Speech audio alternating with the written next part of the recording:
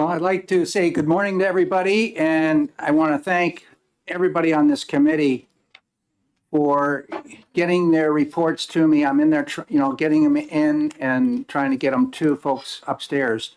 But you're hanging in there, and this is an exhausting process for everybody, and it's due to the number of bills which we have. And people are tired, but this committee really needs to be commended for what you're doing. Pardon me? Yeah, back at you. Well, we all are in this. We're in this together, every one of us.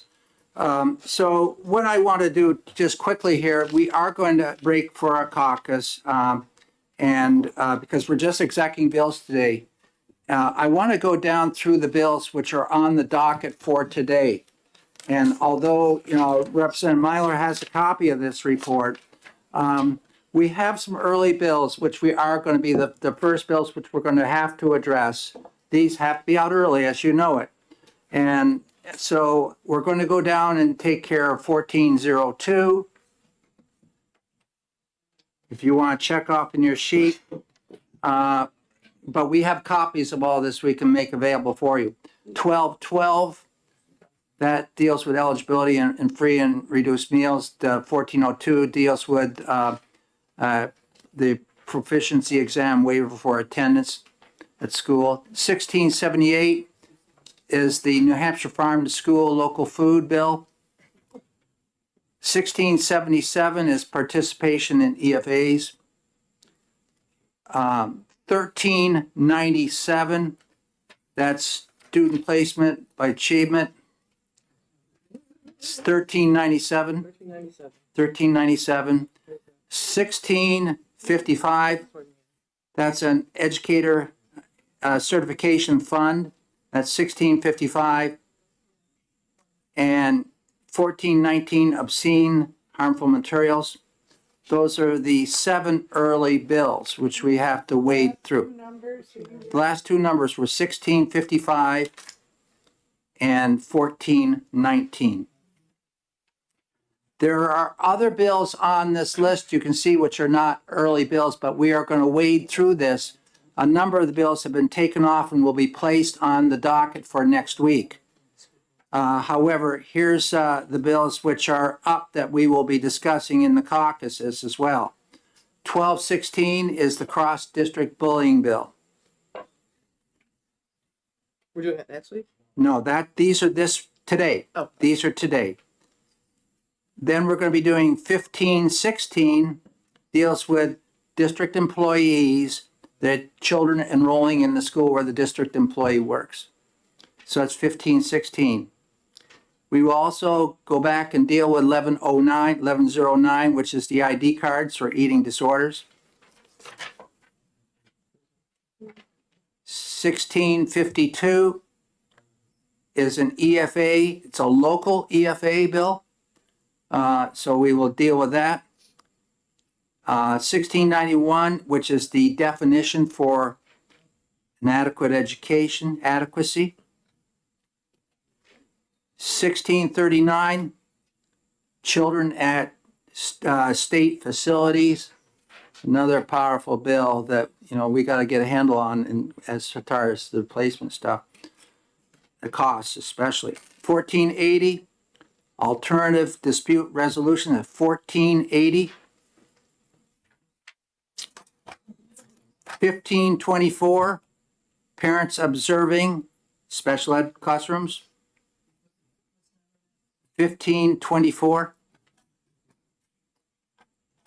1469 is IEP records. 1469. 1695, student identifiable information, and that's it. There's 11 bills there, totaling a total of 18 bills, which we could possibly be looking at. We looked at 19 yesterday. We've got one more, the 1476. And 1476, yes, correct. I didn't read it. Charter, that's the MOU of the charter schools. So that makes a total of 18 bills. So what we want to do is, for the public, knowing that we're not going to be doing some of the other bills which weren't mentioned, so you don't have to wait here and thinking you're going to have that. So there's no higher education bills being discussed today. So what we'll do is we'll break into caucus and each caucus look at these bills, and then we'll come back and we'll try to find where there's any common ground or, pardon me? You got. Yeah, we'll do that afterwards. Yeah. I think that's probably more appropriate that you have a chance. So right now, we are going to go in a caucus. I expect this will take a little bit of time, seeing that we haven't had really, some groups probably haven't looked at some of these bills. So I would say it's going to be at least a 20-minute caucus, probably right to about 10:30, maybe even longer, who knows? So let's get on it. Representative Belcher, could you Pardon please me? sign up? No, we're not. We're not. And you're not meeting on Friday either. What we're trying to do is people need a break. Okay? Pardon me? Yeah, I do. Well, I tell you right now, on February the 5th, that's Monday, we have hearings, 1, 2, 3, 4, 5, 6, 7, 8 hearings. First one is 1185, that's sexual education instruction. Okay, so we will be meeting starting at 9:30 in the morning, and the last bill is scheduled for 3 o'clock. On February the 6th, we'll be starting at 9:30. These are all hearings. There's no exec there. We start at 9:30, and the last bill is set up for 2:45. No execs in any of those? No execs. On February 7th, we're execing. Date was that again? Next Wednesday. And we're starting at 9:30, and we'll get out when we get out. Okay. That's fine, it's a week. I know. Yeah. Thank you. Okay. Thank you. Yeah, we should. Yes.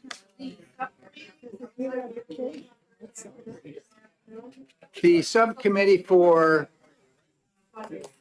funding is on Friday. That's on Friday. It's scheduled for 10 o'clock. I will be putting a subcommittee together for the other two bills, due process and freedom of speech. That's going to be on February the 12th. We are meeting on the 12th, so I'm just work it in so people don't have to travel twice or stay.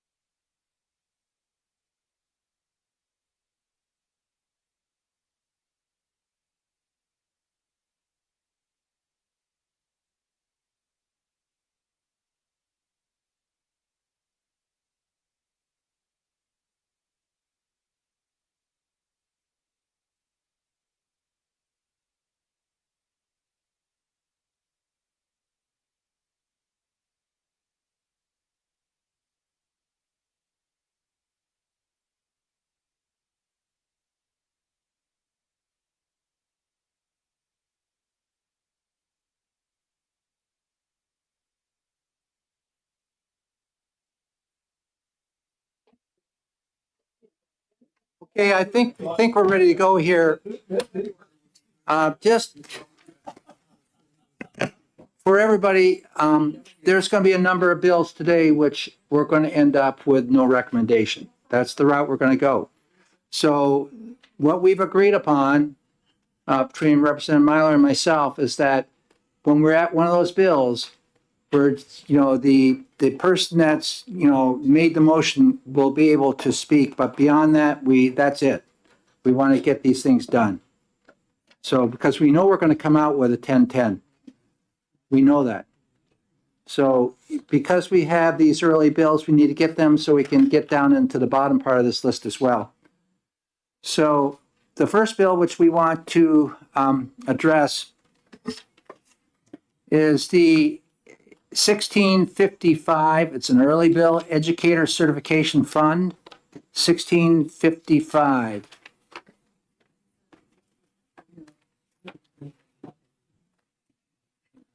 That's.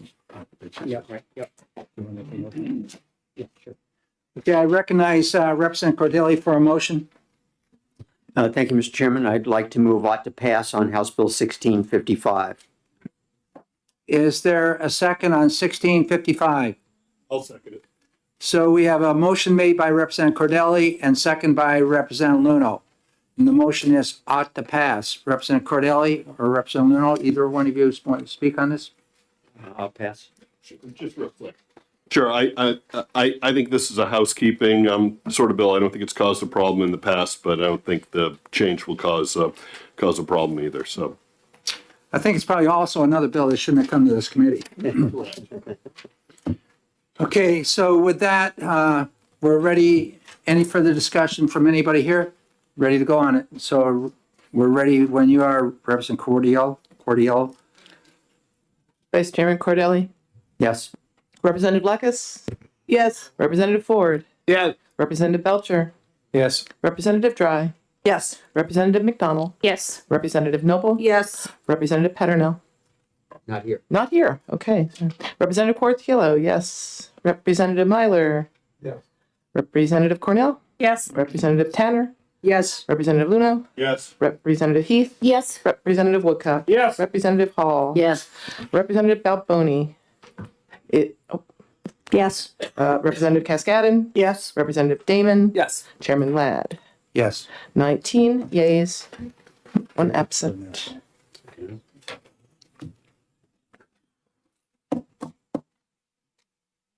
Consent?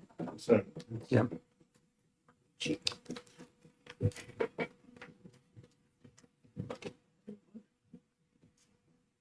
Yeah.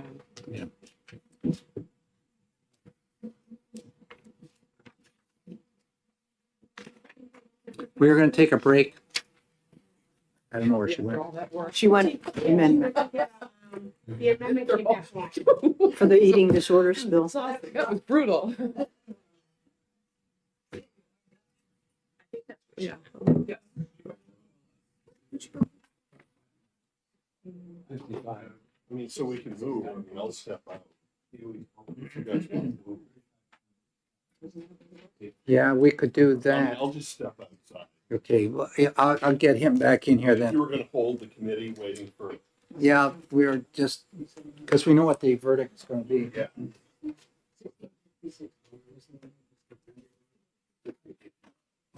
That was.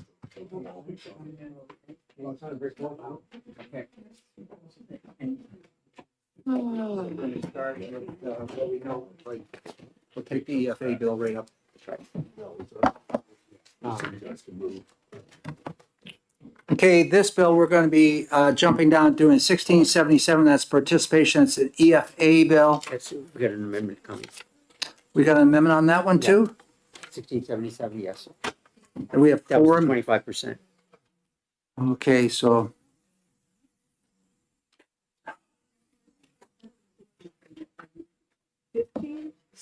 No, we're not doing that, we're not doing it. We have too many amendments coming at the last moment here.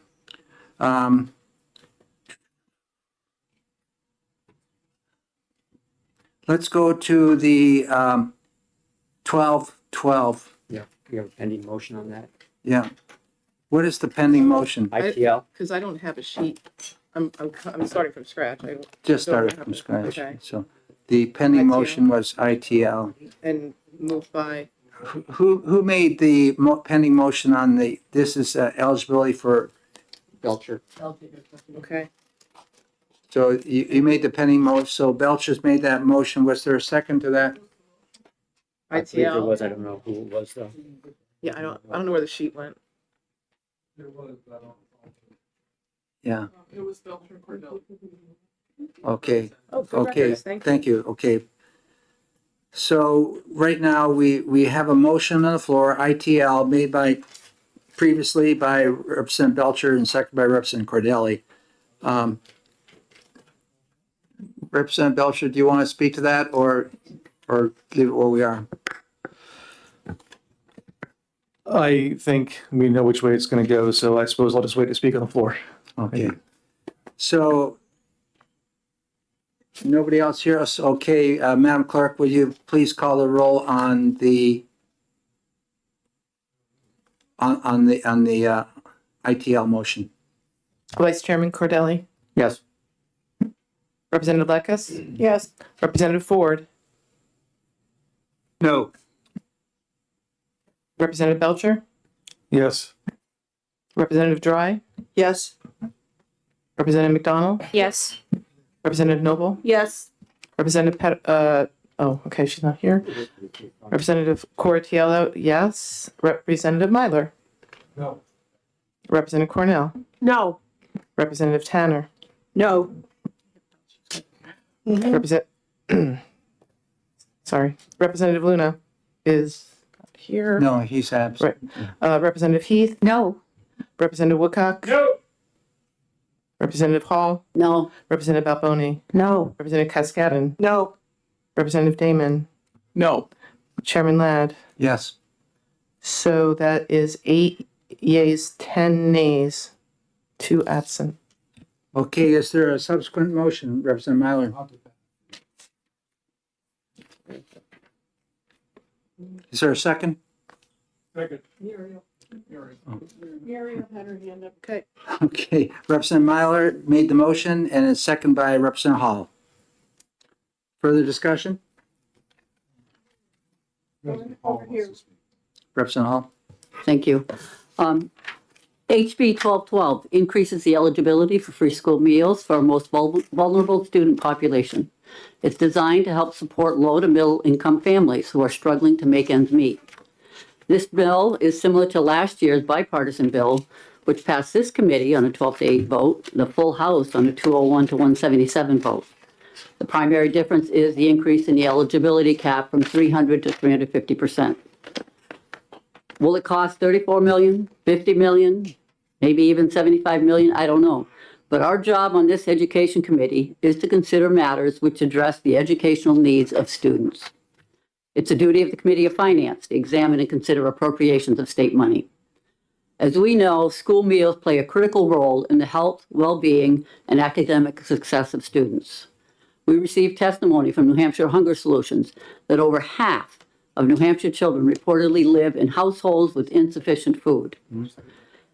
This bill is an effort to alleviate food insecurity and poverty and to support good nutrition. School meals are as essential as buses, books, computers. Last year, we heard from a former superintendent that the most difficult part of his job was calling off school, knowing that students might not eat that day. That was heartbreaking.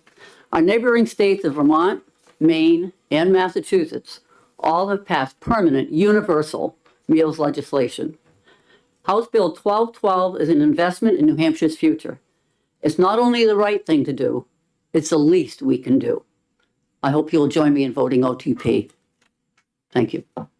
Okay, Representative Belcher? Thank you, Mr. Chair. I guess I'll give a brief talk on this one. So HB 1212, so what the bill does is it proposes to raise the eligibility threshold for free school meals from the current 185% of poverty level to 350% of poverty level. And it would allocate New Hampshire taxpayer funds to cover that difference as no federal reimbursement would be available for the program proposed here. The committee did receive competing fiscal analyses of this bill, though what is entirely clear out of these analyses is that the minimum cost that we've seen would be approximately $50 million per year. More realistic appeared to be the $100 million figure, but depending on whether schools are doing breakfast and lunch, it is conceivable that the actual final amount could double that. Critically important to this proposal is that despite we are looking to expend New Hampshire taxpayer funds solely on this program, the New Hampshire taxpayers and us as their representatives would have virtually no, Senator Petternoll, you can't come in here right now. we would have virtually no control over the expenditure of these funds because we are essentially using them to expand an existing federal program.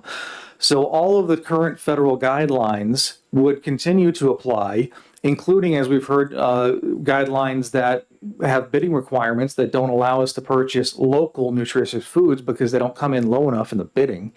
It would require USDA nutritional guidelines, which at this point are very highly contested for their extreme emphasis on carbohydrate load, and to which the program has demonstrated approximately 30% waste.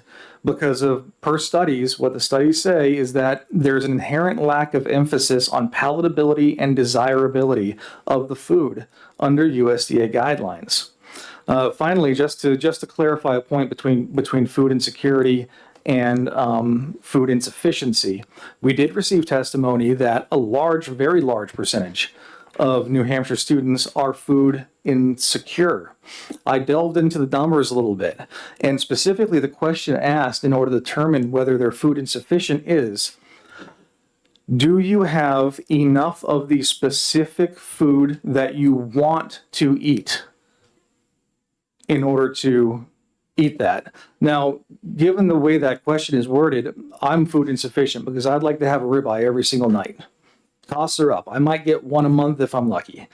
But actually looking at food insufficiency, which would be the other category, we were not provided numbers for that, but they would undoubtedly be significantly lower. And I would like to see some actual numbers regarding food insufficiency, not merely insecurity, if we are to expend these kinds of funds. Thank you. No. We're in the middle of a vote. Okay, not seeing any further hands for this. Madam Clerk, would you please call the roll? Vice Chairman Cordelli. No. Representative Lekis. No. Representative Ford. No. Representative Belcher. No. Representative Dry. No. Representative McDonald. No. Representative Noble. No. Representative not here. Representative Portiello. No. Representative Myler. Yes. Representative Cornell. Yes. Representative Tanner. Yes. Representative Heath. Yes. Representative Woodcock. Yeah. Representative Hall. Yes. Representative Balboni. Yes. Representative Cascadden. Yes. Representative Damon. Yes. Chairman Ladd. No. 9 yeas. 9 nays. Vote? To yes. On this right here? bill. So the vote is what then, Madam Clerk? So then I'll fix that all, and it would be 10-8 to absent. Okay, thank you very much. So the motion passes. And what we're going to do is, we're just going to take a break right now. We're going to have, Could I just ask you a minority report? Yes. okay, thank you. We're going to take a break, have lunch right now. And then we'll come back. 1 o'clock maybe? Well, I want to come back below, how about quarter one? 12:45. Thank you. Ironic again that Yeah. And there will be a caucus in this room immediately following our, right now, for Republicans. Well, 12:45. I can't seem to do this. We're having it right now.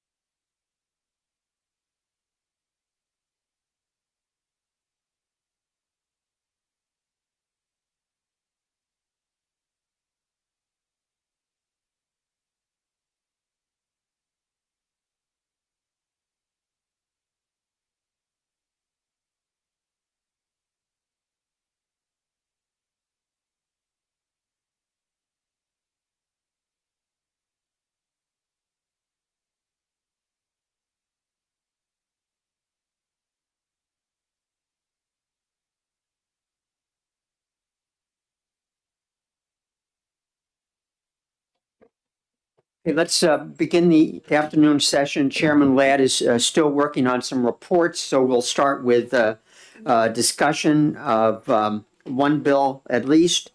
Let's start with House Bill 1678, the New Hampshire Farm to School Bill.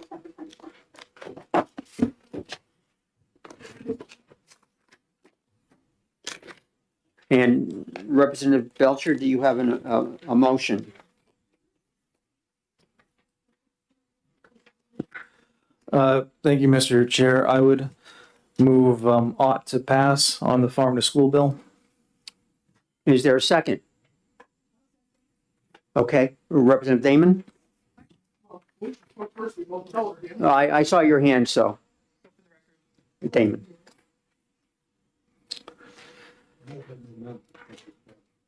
Okay, further discussion and an amendment? Yes, Representative thank you. Belcher? Thank you, Mr. Chair. I would like to introduce Amendment 2024-0381H. This amendment. Hold on. Sure, yep. Do we have a second? Representative Lakis? Does everyone have the amendment? It went around during lunch. I passed it. 0381. Okay, please proceed. Thank you.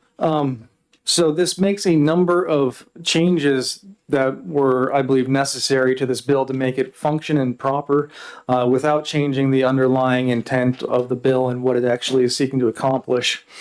So we retain the concept of a farm to school program that is going to be funded as a pilot program out of state coffers. And let's go through the changes I've made from the original bill. First, under item 2, I have modified the committee to be in accordance. Excuse me, item 2, you referring to Roman 2? Yes. Okay. Apologies. I have modified the committee to be the makeup that was recommended in testimony from some of the experts we heard from. In Roman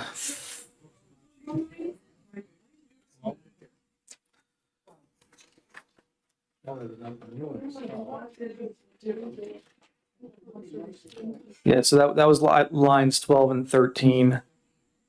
In the bill or in the amendment? In the amendment. Yes. I don't see anything different. What's it? In that membership. It has included a farmer or farmer representative and also an expert on child nutrition. I would think I would have noticed that. Okay, go ahead, Representative. Thank you. In Roman 3, I have struck part of the last sentence, which would have allowed for the purchase of kitchen equipment or storage equipment. I believe this should be really designed to help the farmers and or purchase food, not equipment, which could eat up a lot of the funds very quickly. The Roman 4, I have struck New England to limit the program to New Hampshire, simply because I cannot justify using New Hampshire taxpayer funds to subsidize out-of-state farms.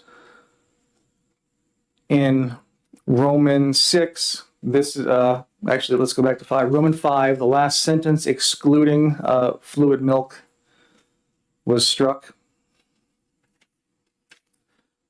Roman 6, all of Roman 6 was struck. And this was of critical importance because as the bill was originally written, we've heard testimony from multiple people that the bill, the current reason that they can't purchase New Hampshire products in a significant quantity is because the USDA free lunch program bidding requirements are prohibitive because New Hampshire farmers simply can't get their costs down enough to be able to sell it at profit.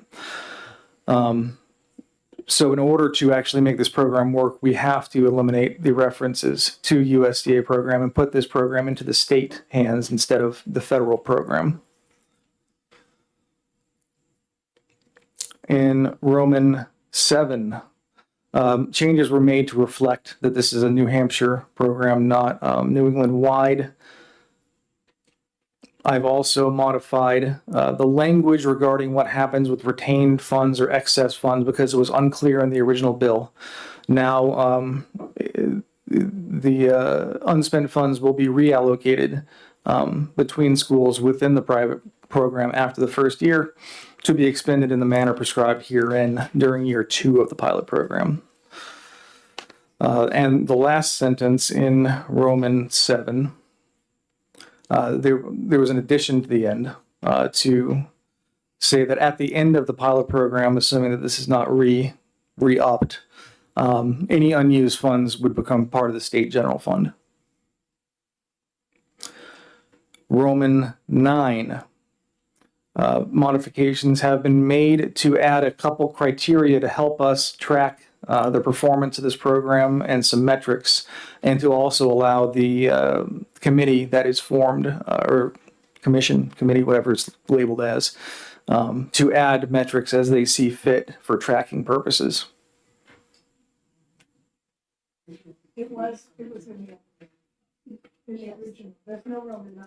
So you struck section 9? Yeah, excuse me, I think in the original bill, Roman 6 in the original bill was removed, right? Yes. So this is a new 7, 8, and 9, 6, 7, and 8 in the amendment. Correct. So it's been relabeled to I apologize. I was referring to the original bill. Now it's become Roman 8, not 9. And that appears to be it for changes to this bill. I'd be happy to take questions if anybody has any.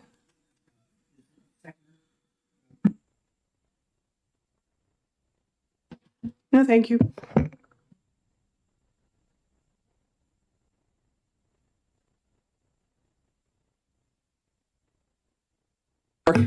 Thank you. So I don't see in the amendment, if I'm correct, that this is essentially replacing language. There's no appropriation in the amendment.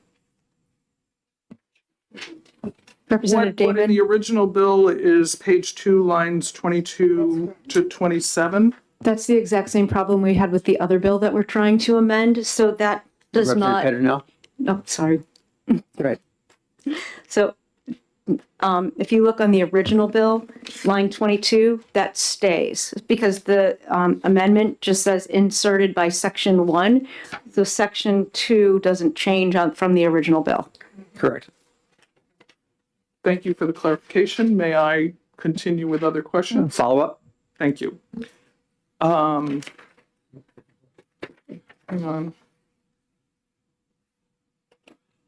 I would appreciate some clearer language on what an expert in childhood nutrition is, and would suggest that it say a registered dietitian with pediatric expertise. I guess that's not a question. Would you entertain that? Now it's a question. I appreciate it, but I think at this late stage, it's going to be too late to try to get another amendment on this bill. So I would prefer to leave it as is.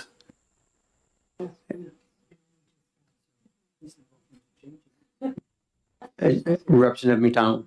Thank you, Mr. Chair and Representative Belcher for bringing this forward. I think you made some excellent changes. I just have a question to clarify. Line 6 of your amendment says that the money could be used to purchase from New Hampshire and New England producers. But then if you go on to line 26 and other places in the bill, it says foods purchased under the program shall originate in New Hampshire. So my question is it New Hampshire or is it New Hampshire and the rest of New England? Thank you. And yes, that is a very good question. Line 6, that was an oversight on my part. That was an error to not remove New England producers. However, in terms of the effect of the law, what we're seeing in line 1 is simply a description. It does not actually affect the execution of the law, which is clear to New Hampshire. I would hope that the Senate would be able to just take out New England. Representative Myler? Thank you, Mr. Chair. When we had this bill before us, one of the questions that was raised by Chairman Ladd was the issue, I think he was talking about a large dairy farm in Vermont that did a lot of business in New Hampshire. Based upon this language, would exclude that purchase of whatever it might be, whether it be beef or whatever, from a Vermont producer. Is that correct? Correct. It would have to be an origin New Hampshire product to qualify under this. Okay, thank you.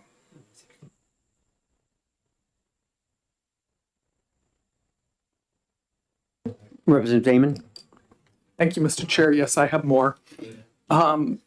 Relative to the effort to remove New England producers, New Hampshire has a lot of farms on the borders of our intersecting states.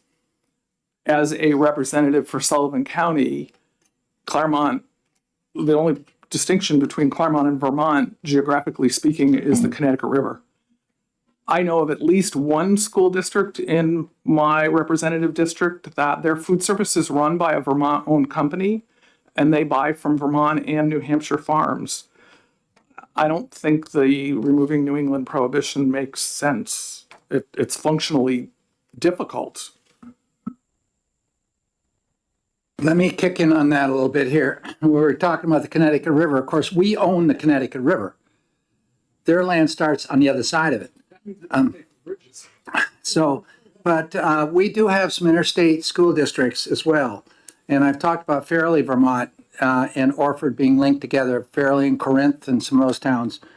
And in my community also, our transportation for buses is all working cooperatively with Blue Mountain across the river from us, which is in Bradford, Vermont, and Newbury, Vermont, and Wells River. So, and we also are purchasing food for the schools from Four Corners Farm in Newbury, and it's all considered local. And I've mentioned before that local control up in our neck of the woods is any town that's abutting or within a certain radius of our particular community.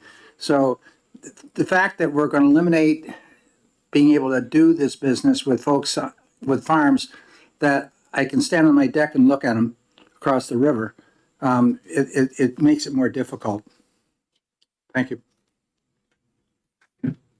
Representative Lakers? I just wanted to point out or remind people this is just a pilot program and it's only one district per county. And so it doesn't have to take, at this point in time, all of the little ins and outs and across the rivers and this dairy farm and whatever into consideration. It's just a pilot program, which can then, if it becomes a full program, if we decide it's worthwhile, then we can add all of those other states and other towns and make sure and deal with schools on the river and that kind of stuff.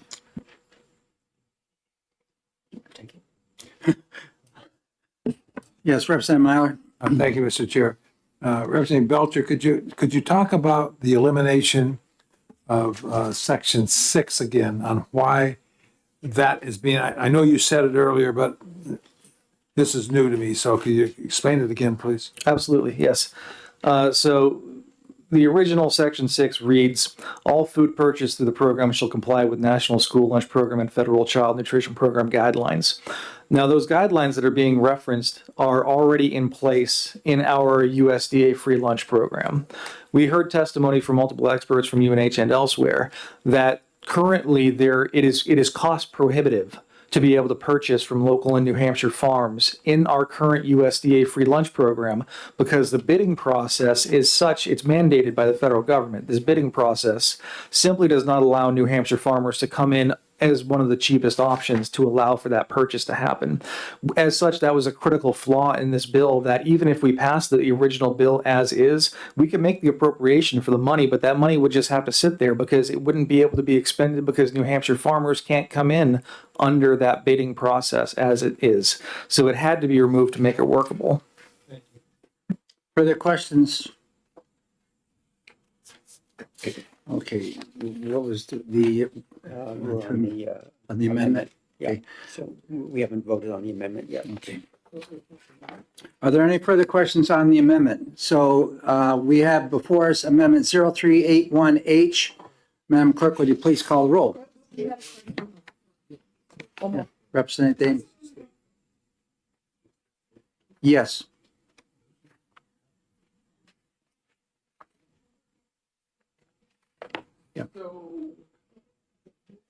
Then I would promote some amendments to the amendment. There are parts of the amendment that I think are improvements and parts that I see as problematic. I'm wondering about the process in terms of our timeline. The timeline does allow for us to do some amending, but it's narrow. We will be meeting again next week, and then according to the schedule, which I hand out, we'll be executing bills on the 7th of February, and then again on the 13th of February. We have several bills that are going to come up or one more bill, which will be there on the 13th, or the 12th, excuse me, but we have already early bills on schedule for the 7th. 1, 2, 3, 4, 5. So it could be added on to that, but amendments would have to be done hopefully by the 6th, so we could see them. May I? Yes. So, given that, I would like to know the sponsor of the amendment and the committee in general. I don't think that putting fluid milk back in the bill makes sense. Milk is one of the most affordable things that school districts buy, and they mostly buy locally. So it shouldn't be part of this process. I think it's great to take out equipment, but we need to put New England back in, my opinion. Representative Belcher? If I may, just on the milk one, I'm not married to the concept, but I don't love the idea of excluding our milk or dairy farmers, because this is as much to help the farms as is the schools. On the New England thing, I could not support this bill with New England. May I respond? Yes. Could you support it if it gave a mileage, 25, 50 miles from New Hampshire borders? I appreciate the question, but I too live right on the border. Literally, I look right in the Maine, and I have all these farms right there, and I enjoy frequenting them. But I cannot bring myself to spend New Hampshire taxpayer funds subsidizing an out-of-state farm. Further discussion? For me? Okay, we're going to break for caucus.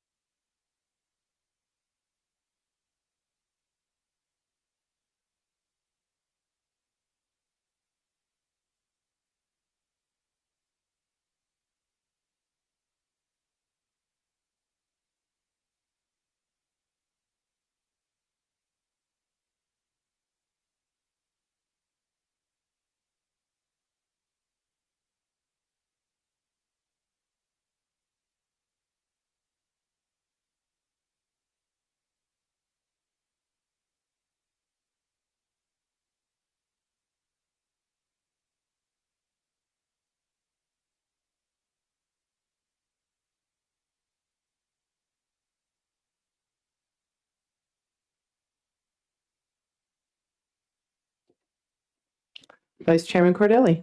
Yes. Representative Leckus. Yes. Representative Ford. Yes.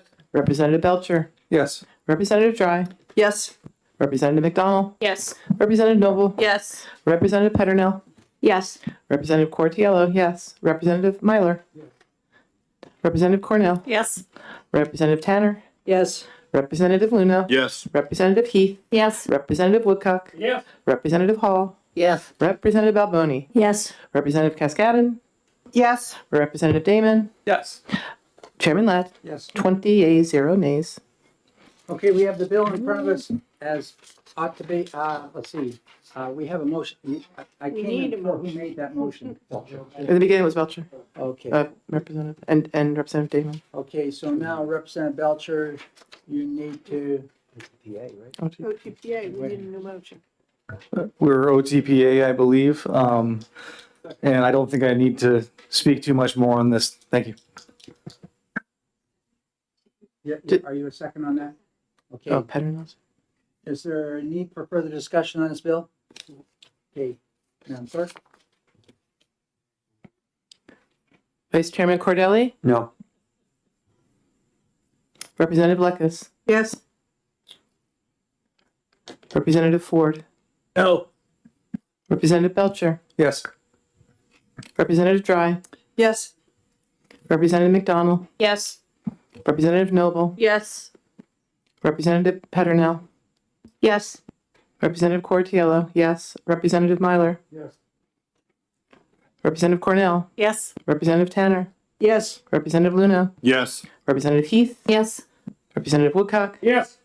Representative Hall. Yes. Representative Alboni. Yes. Representative Cascadon. Yes. Representative Damon. Yes. Chairman Ladd. No. 17 yeas, 3 nays. Okay, who's? Put it on consent, any objection? Be on consent? Who's writing the report? Representative Belcher, you writing that report? Yeah. Next bill. It's somewhere else. 3 bills, 3 hours. Or 4 hours. What's the number of that? 1678. We're going to go ahead now and do what, 1397, the student placement achievement. 1397.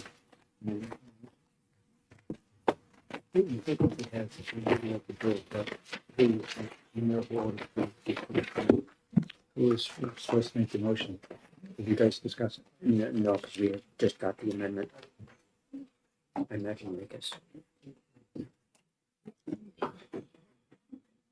Okay, Yes.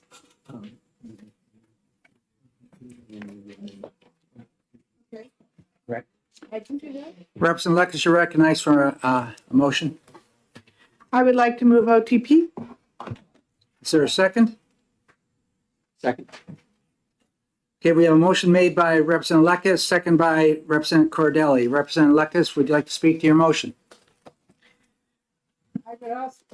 I would also like to introduce an amendment, but I believe Representative Cordelli has that. I don't know what the number is. It's Can you pass that out? 0390H. Should be coming around. Okay.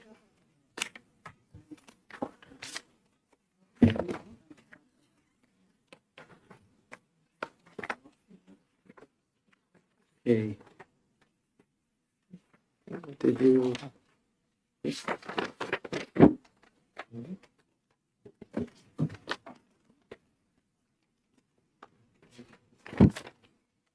Okay, now I would like to introduce amendment 2024-0390H. And what this. Is there a second? Okay, sorry. Pardon me?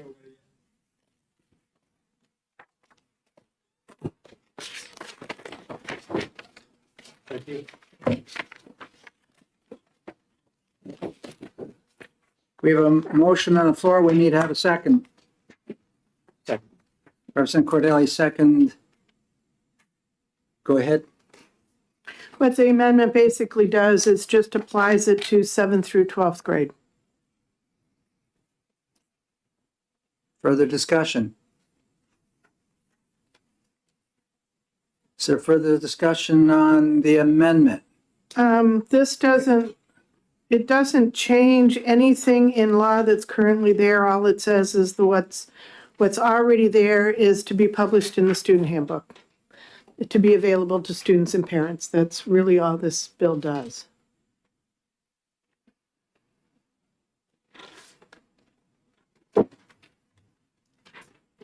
I know people are reading the amendment, so I'll give them a few moments here.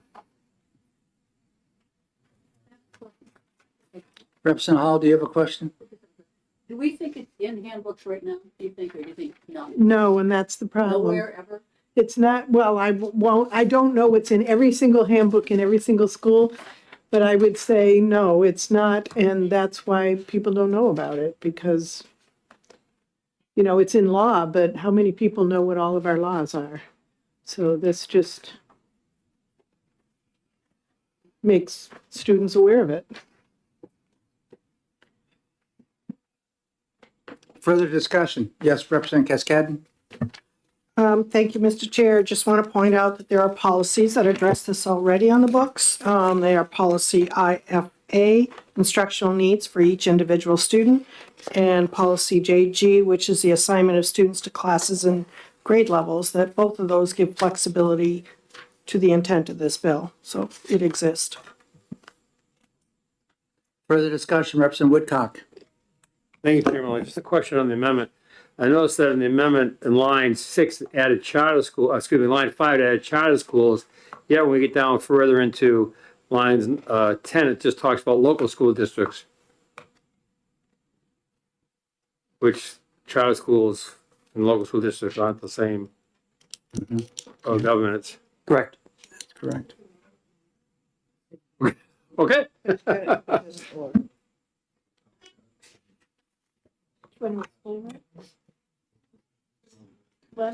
It's an error. Yeah. Mr. Chair? Yes, So a question to the chair.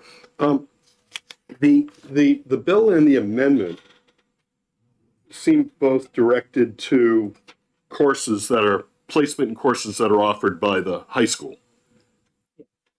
Am I correct in that? 7 through 12. 7 through 12, 7 through, yeah, thank you. Yet 193C12 seems to be directed at the statewide assessment.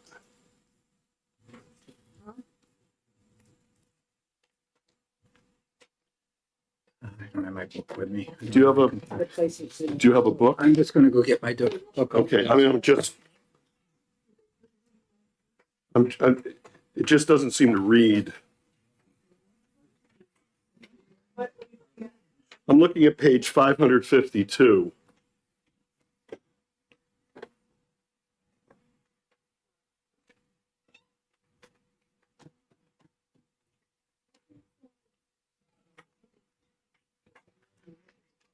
That's a different one.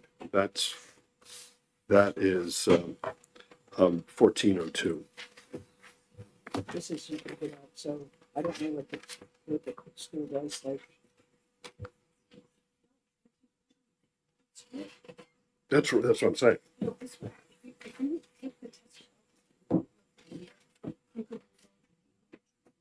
I don't think that's what this is about.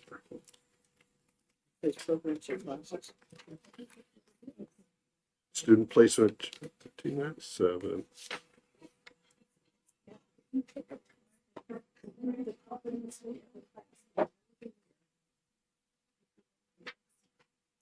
Take another course. Oh, sure. Yeah.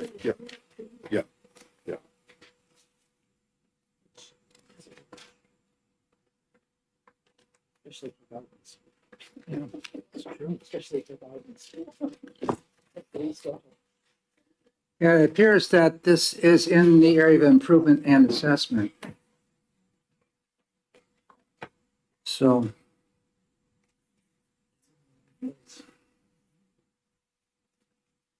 My question to the committee, is this bill ready?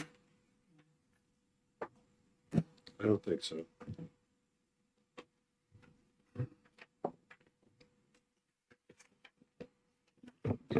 I can see how the author has taken out the elementary grades, which I think is a good thing to do. But there's been 2 points mentioned here. One, the section law is put into, and on line 10, leaving out or charter public schools.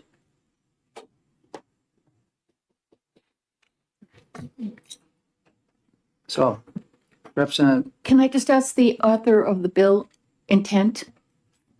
Is it your intent with this bill that when it is believed that the student has accomplished all the necessary competencies for that coursework, that the student should be eligible to move on when ready?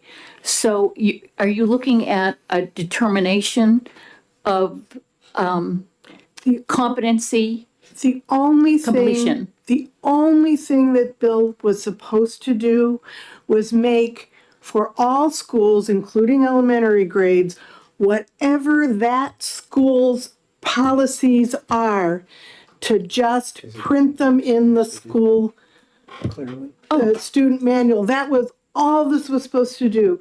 It blew up into this huge thing about how to assess and whether you can assess in elementary schools and all of this stuff. It had nothing to do with that because, as Rep. Cascadden said, that stuff already exists. The only thing this bill was supposed to do was say, put it in the student handbook. Whatever it is, whatever the school has, just put it in the student handbook. That's it. It didn't get written up quite like I wanted to begin with. We were trying to, at any rate, it was supposed to be a very simple bill. It was a few lines that I submitted to OLS. It turned into a big argument about things that this doesn't even cover. Can I ask a question? yes. When you say printed in the school manual, some schools don't even print them. Right? They just have it online. So That's fine. if it were online and there was a policy, as Representative Cascadden mentioned, so in the school manual that's online, it just puts a link to it. Do they have to print the whole thing out or just a link that's already However- published? So it's already published. So the idea is so that a student or a parent can know what the policies are. That's it. But they're already published. Well, they're not, Published, I don't mean like printed. but yes, if the Policies are school has online. them, if the school yes, just put them where they're in what would be the equivalent of the school handbook. Because most schools don't print them. Well, that's online where there is a section that students and parents are supposed to read, right? Which is the student handbook, which might be online only. Just put it there so it can be found by students and parents. That's it. Is there any more discussion on this bill? We have, yes, Representative Cascadden. Just want to add that these policies are already on student websites. They're already public. Anyway, they're already there. Representative McDonald. I guess then I have a question for you, Representative Cascadden. Do we know that it's on every school's handbook? And would this bill allow it to be on every school handbook? I can't vouch for all the schools. So, Further discussion? yeah, I know what you're saying. Representative Cordelia, you had your hand up? I know it's been said that this is in policies. I'm not sure if it's in every school district's policies. I know the School Boards Association maybe has a sample policy to that regard, but I don't know what that means. And I know looking at my district, trying to go through and find policies is not the easiest thing in the world. Further discussion on the amendment? Would you please call the roll, Madam Clerk? Vice Chairman Cordelli, Yes. Representative Lekis, Yes. Representative Ford, Yes. Representative Belcher, Yes. Representative Dry, Yes. Representative McDonald, Yes. Representative Noble, Yes. Representative Petronell, Yes. Representative Cortiello, yes. Representative Myler, No. Representative Cornell, No. Representative Tanner, No. Representative Luno, No. Representative Heath, No. Representative Woodcock, Representative Hall, No. Representative Balboni, No. Representative Cascadden, No. and Representative Damon. Chairman Ladd, Yes. 10 yeas, 10 nays. So the amendment fails. We're back to the main motion now. Want to pass on the bill itself? Any further discussion? Can I ask a question? Yes. Would people be willing to let me fix this amendment and come back next week or not?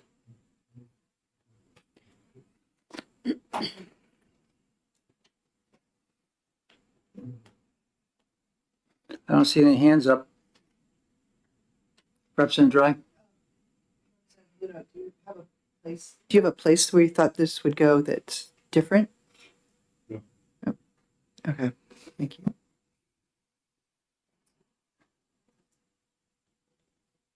Okay, any further discussion? And we're talking about back to the original bill, and now we're talking about the primary grades too.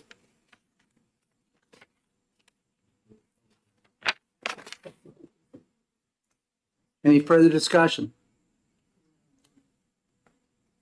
Madam Clerk, would you please call the roll? Vice Chairman Cordelli. No. Representative Lekis. No. Representative Ford. No. Representative Belcher. No. Representative Dry. No. Representative McDonald. No. Representative Noble. No. Representative Peternell. No. Representative Portiello. No. Representative Myler. Representative Cornell. No. Representative Tanner. No. Representative Luno. No. Representative Heath. No. Representative Woodcock. Representative Hall. Representative Balboni. No. Representative Cascadden. No. Representative Damon. No. Chairman Ladd. No. 0 yeas, 20 nays. So is there a subsequent motion here? Is that second?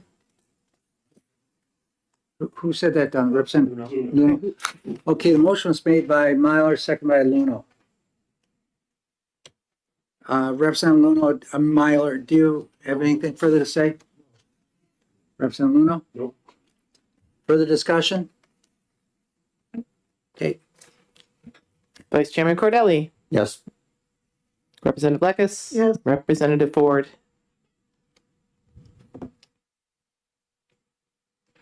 no. Representative Belcher. Yes. Representative Dry. Yes. Representative McDonald. Yes. Representative Noble. Yes. Representative Peternell. Yes. Representative Cortiello. Yes. Representative Myler. Yes. Representative Cornell. Yes. Representative Tanner. Yes. Representative Luno. Yes. Representative Heath. Representative Woodcock. Yes. Representative Hall. Yes. Representative Balboni. Yes. Representative Cascadden. Yes. Representative Damon. Yes. Chairman Ladd. Yes. 19 yeas, 1 nay. Yeah, no problem with consent.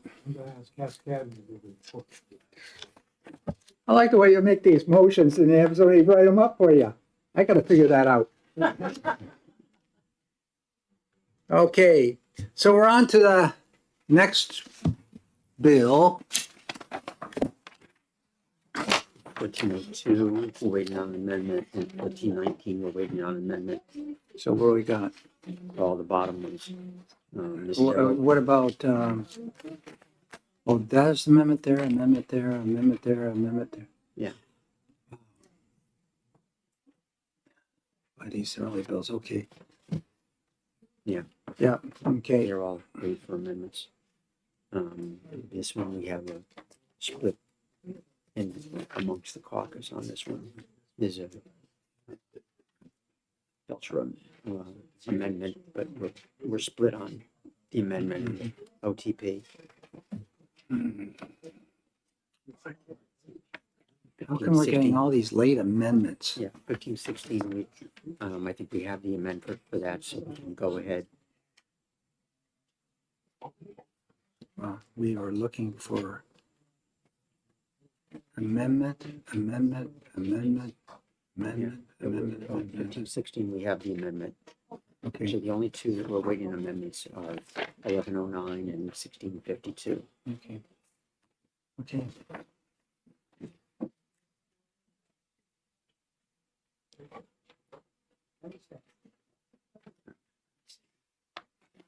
Okay, I'm gonna ask those people who are requesting amendments. 1652. 19, so I'll send them up here. Copy. Okay, we need to get these amendments hustling along. All right, so we're gonna go right to,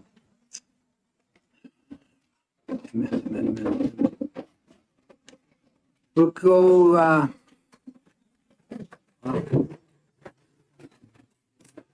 how about 1524, parents observing special education? Representative Dry, you're recognized for a motion. 15, 1524. all right. Hang on. Okay. You ready? Yes, go ahead. Well, yeah, go ahead. Okay, I make a motion of ought to pass. Is there a second? Second. Okay, Representative Cornelli made the second and Representative Dry made the motion. Representative Dry? In looking at the handouts that we got from people who testified in favor of this bill, one that stood out was from the State Advisory Committee on the Education of Children and Students with Disabilities. And they talked about, they support this bill provided it's amended to remove the part that says school districts shall impose no conditions or restrictions. And then they went on to talk about safety concerns and things like that. When we looked at the statement in the bill, it says that they will impose no conditions or restrictions except those necessary to ensure the safety of children in the program. So we feel that the comments that they made here that were concerns were actually addressed if you read the entire sentence of the bill in the bill that's submitted. And so we are voting ought to pass. Further discussion from the committee? Okay, not seeing any hands up. Madam Clerk, would you please call the roll? Vice Chairman Cordelli. Yes. Representative Leckus. Yes. Representative Ford. Yes. Representative Belcher. Yes. Representative Dry. Yes. Representative McDonald. Yes. Representative Noble. Yes. Representative Petronell. Yes. Representative Cortiello. Yes. Representative Myler. No. Representative Cornell. No. Representative Tanner. No. Representative Luno. No. Representative Heath. No. Representative Woodcock. No. Representative Hall. No. Representative Balboni. No. Representative Cascadden. No. Representative Damon. No. Chairman Ladd. Yes. 10 yeas, 10 yeas. Surprise, surprise. Okay, so is there a subsequent motion? Move IT. Representative Myler moves ITL. Is that a second? Okay, second comes from Representative Luno. Representative Myler, Please vote. please vote. I love your discussion. And, Best speech ever. well, further discussion? Not seeing any. Thank you very much. Motion is ITL on 1524. Vice Chairman Cordelli. No. Representative Leckus. No. Representative Ford. No. Representative Belcher. No. Representative Dry. No. Representative McDonald. No. Representative Noble. No. Representative Petronell. No. Representative Cortiello. No. Representative Myler. Yes. Representative Cornell. Yes. Representative Tanner. Yes. Representative Luno. Yes. Representative Heath. Yes. Representative Woodcock. Yes. Representative Hall. Yes. Representative Balboni. Sorry. Balboni. Gail is, yes. Representative Cascadden. Yes. Representative Damon. Yes. Chairman Ladd. No. 10 yeas, 10 nays. Rep Alboni, Cascade. it turned on when you gave up on it. Okay. Cascade.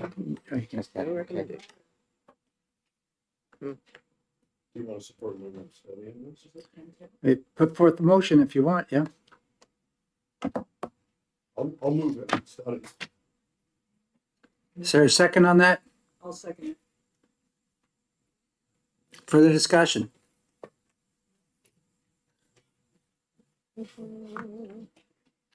Not seeing any. Madam Clerk? Vice Chairman Cordelli, No. Representative Leckus, No. Representative Ford, No. Representative Belcher, No. Representative Dry, No. Representative McDonald, No. Representative Noble, No. Representative Petronell, No. Representative Cortiello, no. Representative Myler, Yes. Yes. Representative Cornell, Yes. Representative Tanner, Yes. Representative Luna, Yes. Representative Heath, Yes. Representative Woodcock, Yes. Representative Hall, Yes. Representative Balboni, Yes. Representative Cascadden, Yes. Representative Damon, Yes. Chairman Ladd, No. 10 yeas, 10 nays. Okay, so we know where we are on that.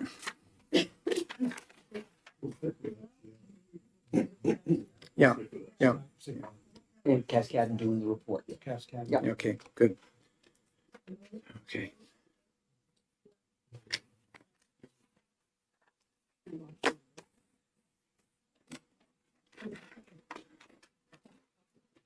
Which were the ones the amendments are coming back on now?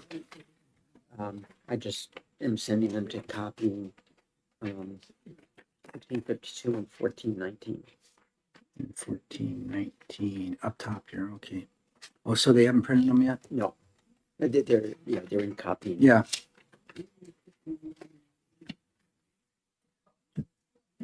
Okay, let's do 1216, cross-district bullying.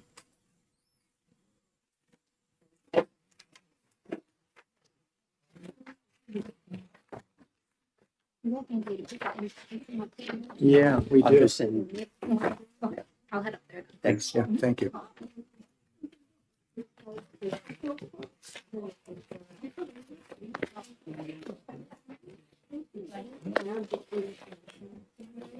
Which one are we doing? 1216, bullying.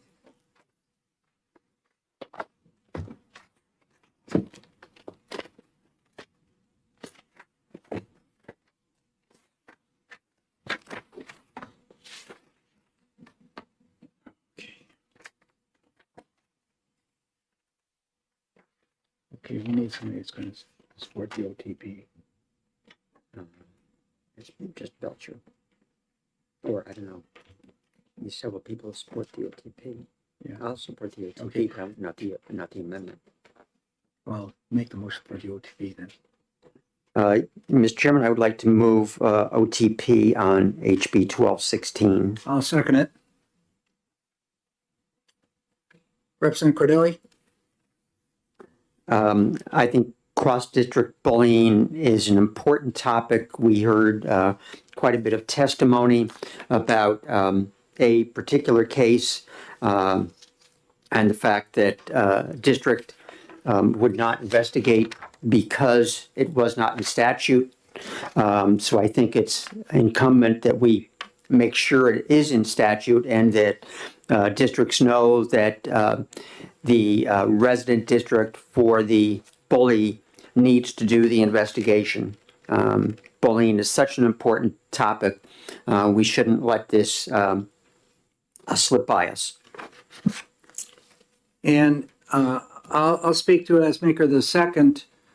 We did have communication on this from a professor up in North Country dealing with that particular situation. I don't need to name the name of the school districts, but absolutely saying we need to do something with the bill as it was submitted to us, and highly recommend it ought to pass, because there has been a significant issue with the bullying going across districts and impacting the life of a student in one of those schools significantly. So I think this bill is needed as it was presented. Representative Myler?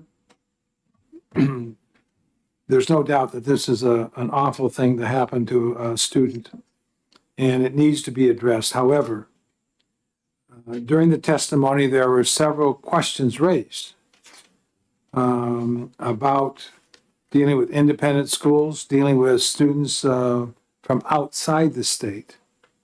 And if you had a bullying situation for a student, for example, in Ohio, what's the jurisdiction as it relates to dealing with that? So although this is a very important issue, and I totally agree with the intent of the motion, I think there are some issues that were uncovered during the testimony that need further look before we actually place this in to statutes. So I will be voting against the OTP. And if the OTP fails, I will then put a motion for interim study on this so we can have a broader look at the legal implications and who's responsible, et cetera. Thank you. Representative Belcher? Thank you, Mr. Chair. I previously brought some of this up, but I had some very steep concerns over part of existing law here that this amends in Part 1, Roman 1, Part B. And I have drafted an amendment I would like to introduce at this time. Amendment 2024-0255H. The committee should have received this last week, I believe.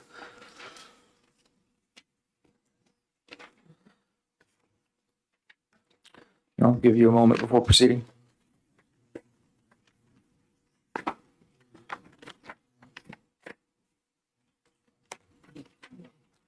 I would move ought to pass on this amendment. Is there a second on the amendment that Representative Belcher is proposing? Thank you. So Representative Belcher, would like to speak further on your amendment? Yes, thank you, Mr. Chair. So if you look at the current language here in Roman 1, item B, the first sentence occurs off of school property or outside of a school-sponsored event or activity. So this is not a school-related event. The second sentence then goes on to, if the conduct interferes with a pupil's educational opportunities and substantially disrupts the orderly operations of the school or school-sponsored activity or event.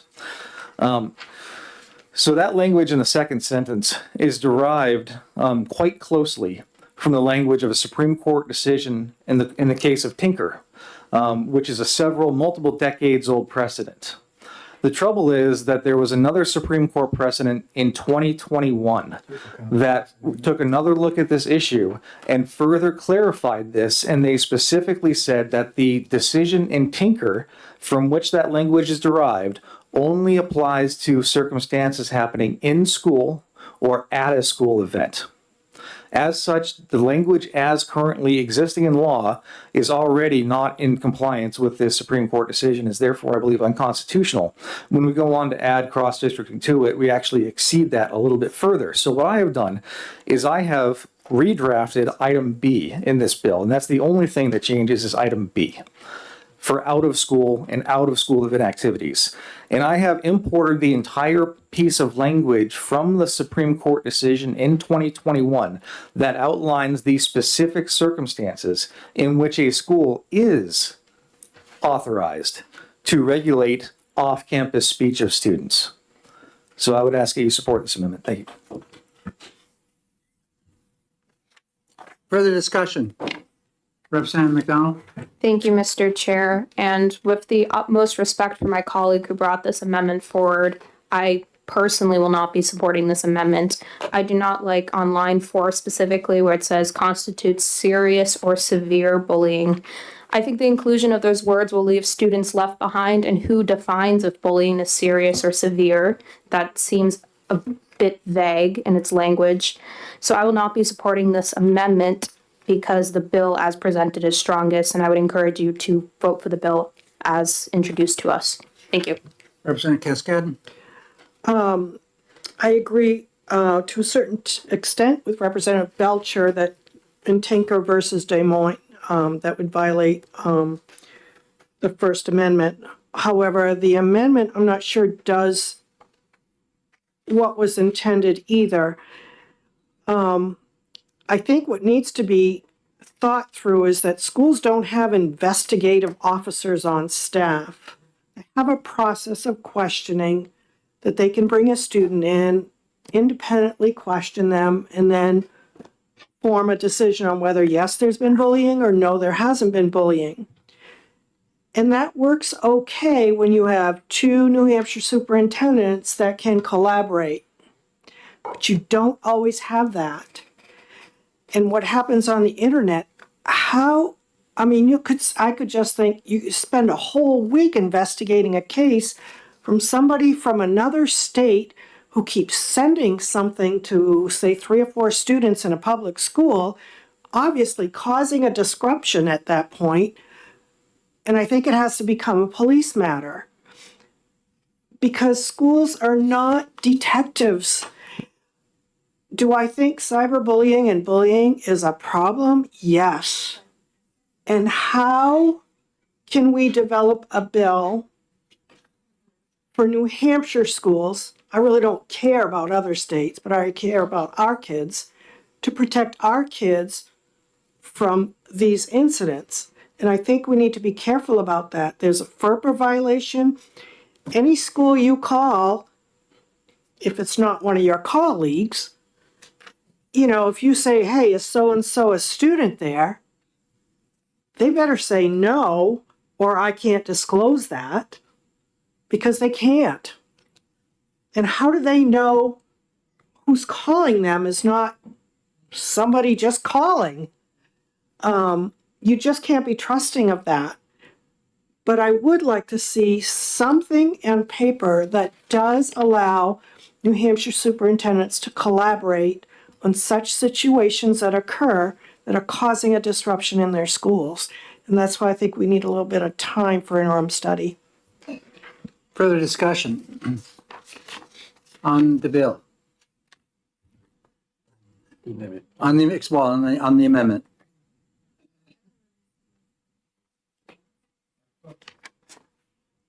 Okay. I don't understand, thank you, failure to follow rules concerning lessons.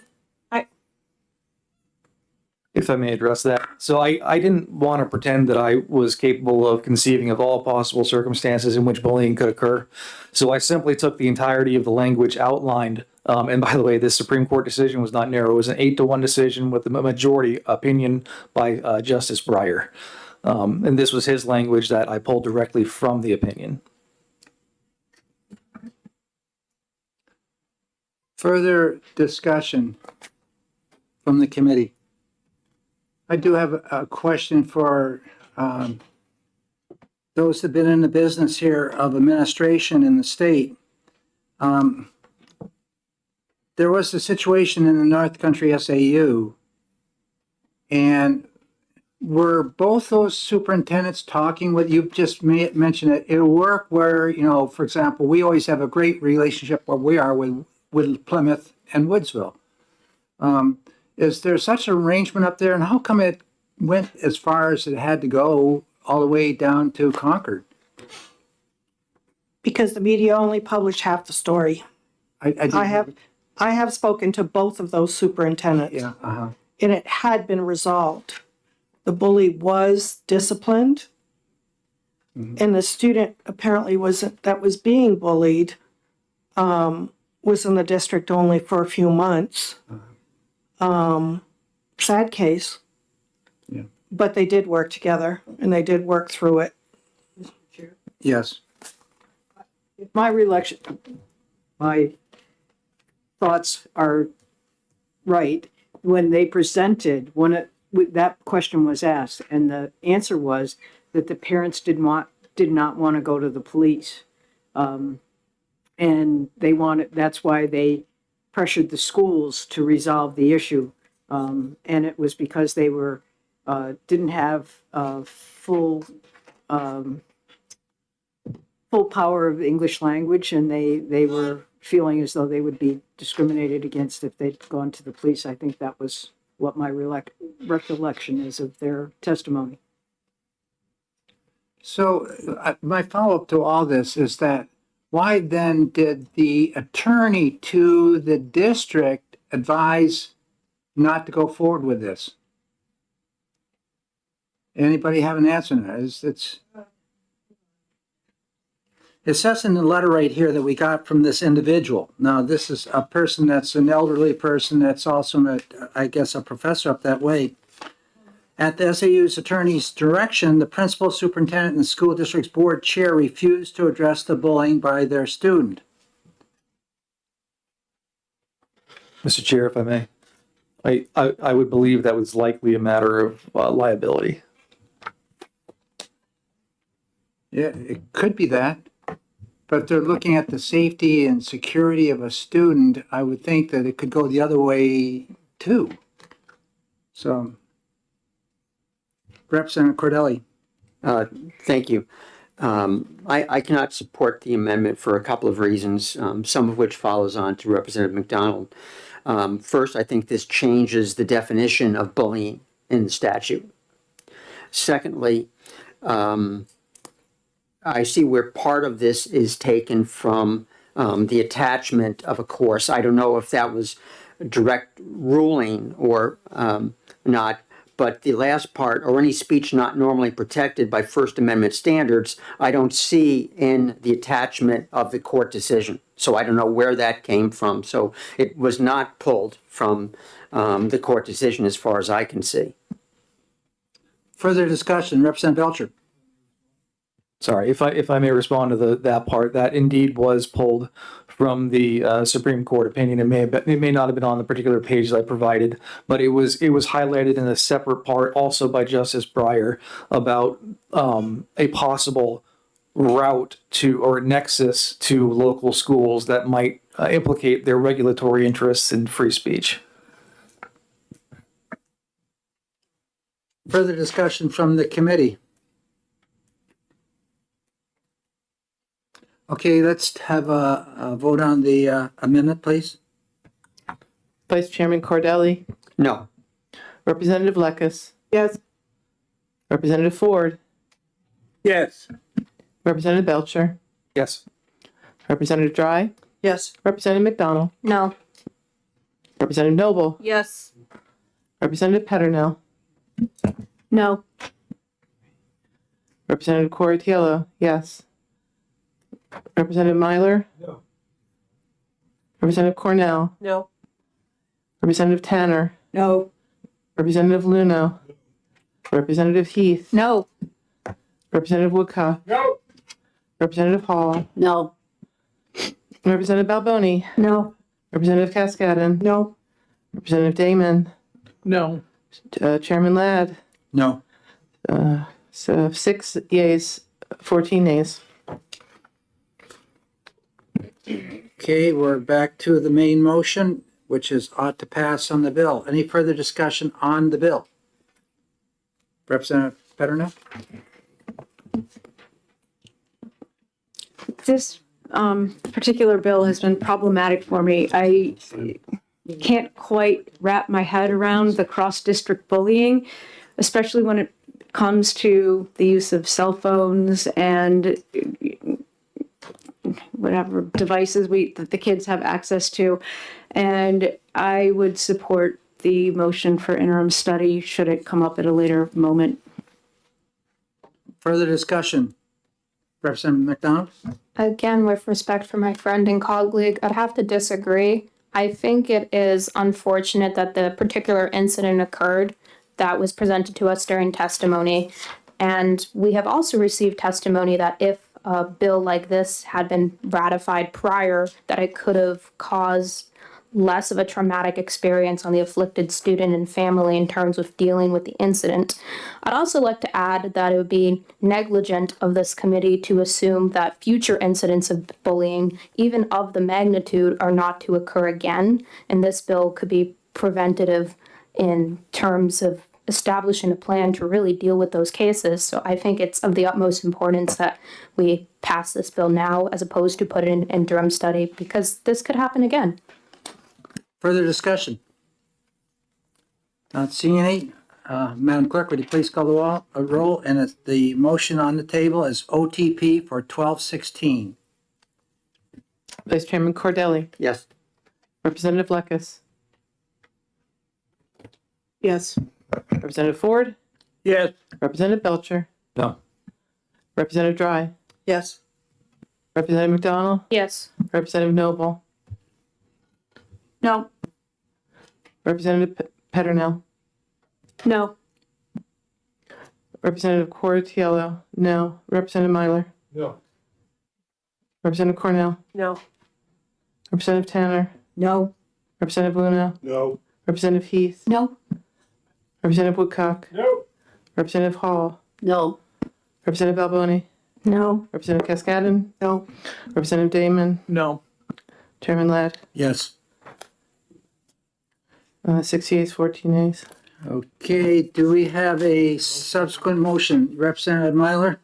Yeah, I would move to interim study this. Is there a second? Motion made by Representative Myler, second by Representative Damon. Motion is to interim study 1216. Further discussion? No, sir. Thank you. No, okay. Ready?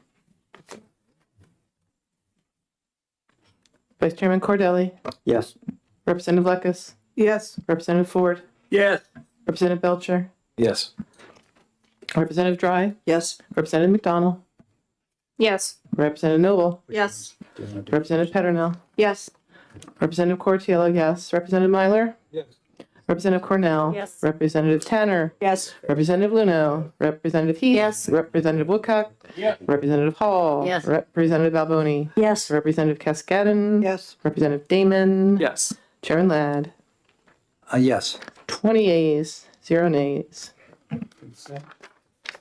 Yeah, we'll put in consent.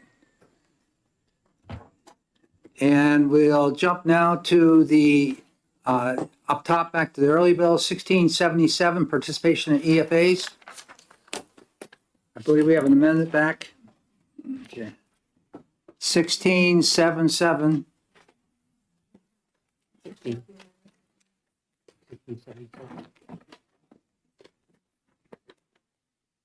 Is that the one that you got?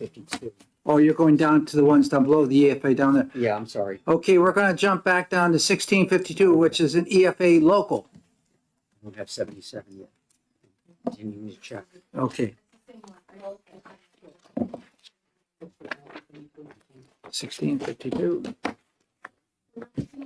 1652.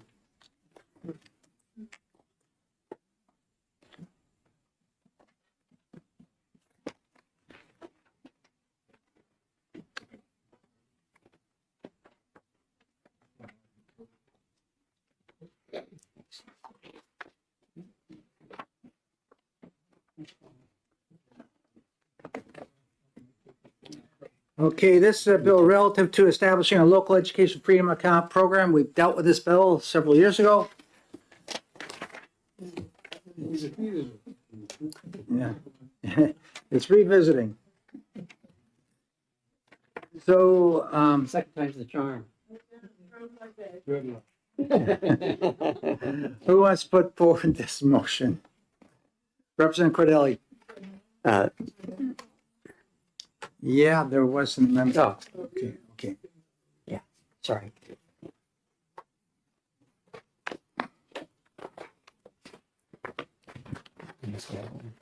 Okay.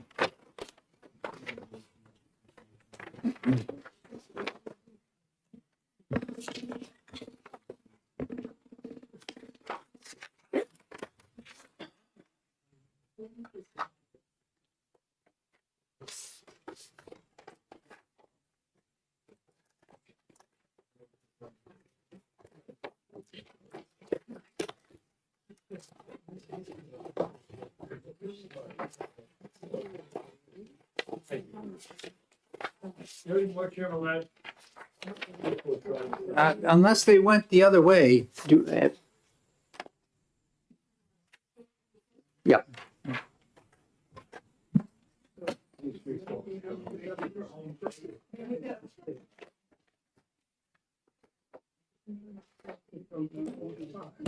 So I make a motion on that one, Glenn?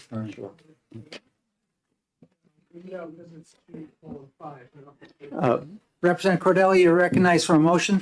Thank you. I would like to move on to pass on the amendment that's coming around, number, Bill? On the oh, bill? I'm sorry. I'd written it down on my sheet, got ahead of myself, ought to pass. Is there Thank a you. second? I'll second. Okay, Representative Belcher made second. Representative Cordelli? Thank you. I would like to move Amendment 0393H to House Bill 1652. Is there a second? Representative Belcher again. Representative Cordelli? This is a simple amendment that I discussed with the prime sponsor. He had copied some language from an early EFA bill.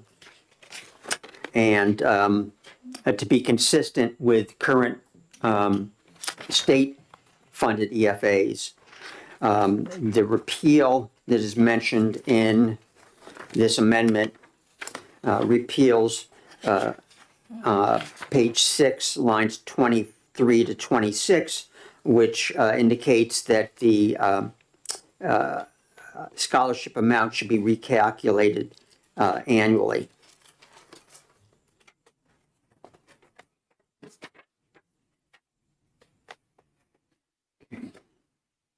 Is that the only change Correct. in the amendment? Okay. So the amendment is open for discussion. Not seeing any discussion on it. Madam Clerk, would you please call the roll on the amendment? Vice Chairman Cordelli. Yes. Representative Lucas. Yes. Representative Ford. Yes. Representative Belcher. Yes. Representative Dry. Yes. Representative McDonald. Yes. Representative Noble. Yes. Representative Peternell. Yes. Representative Cortiello, yes. Representative Myler. No. Representative Cornell. No. Representative Tanner. Nope. Representative Luno. No. Representative Heath. Representative Woodcock. No. Representative Hall. No. Representative Balboni. No. Representative Cascadden. No. Representative Damon. No. Chairman Ladd. Yes. 10 yeas, 10 nays. So we're back to the original motion that ought to pass. Any further discussion on that? Madam Clerk? Vice Chairman Cordelli. Yes. Representative Lucas. Yes. Representative Ford. Yes. Representative Belcher. Yes. Representative Dry. Yes. Representative McDonald. Yes. Representative Noble. Yes. Representative Peternell. Yes. Representative Cortiello, yes. Representative Myler. No. Representative Cornell. Representative Tanner. No. Representative Luno. No. Representative Heath. No. Representative Woodcock. No. Representative Hall. No. Representative Balboni. No. Representative Cascadden. No. Representative Damon. No. Chairman Ladd. Yes. 10 yeas, 10 nays. Representative Miley, you're recognized for a motion? No moves ITL. That's fine. Who wants a second? Representative Myler wants to second it. Righty. Further discussion from Representative Luno? No. And none I see from Representative Myler either. When you're ready, we'll call the roll. This will be on ITL. Vice Chairman Cordelli. No. Representative Lucas. No. Representative Ford. No. Representative Belcher. No. Representative Dry. No. Representative McDonald. No. Representative Noble. No. Representative Peternell. No. Representative Cortiello, no. Representative Myler. Yes. Representative Cornell. Yes. Representative Tanner. Yes. Representative Luno. Yes. Representative Heath. Yes. Representative Woodcock. Yes. Representative Hall. Yes. Representative Balboni. Yes. Representative Cascadden. Yes. Representative Damon. Yes. Chairman Ladd. No. 10 yeas, 10 nays. Okay, so I would assume that Representative Luno makes that, and the minority report will be Representative Cordelli. Yes. All right, Goes to the floor. moving on.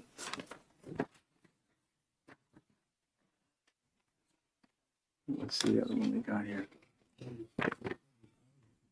Yeah, that's just, yeah, Okay, that's the other one. Yeah, Okay. EFA bill. so we'll go back up to the early bills and we'll look at 1677.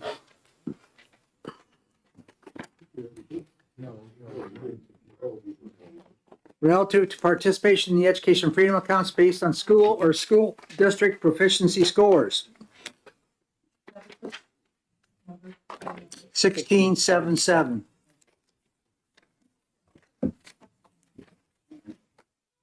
And move down this way. The amendments. Oh, yeah, okay, yeah.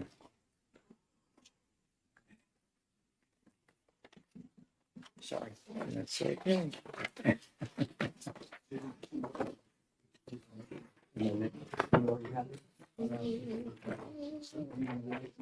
You got that. Okay, we can send you more down this way. It might be.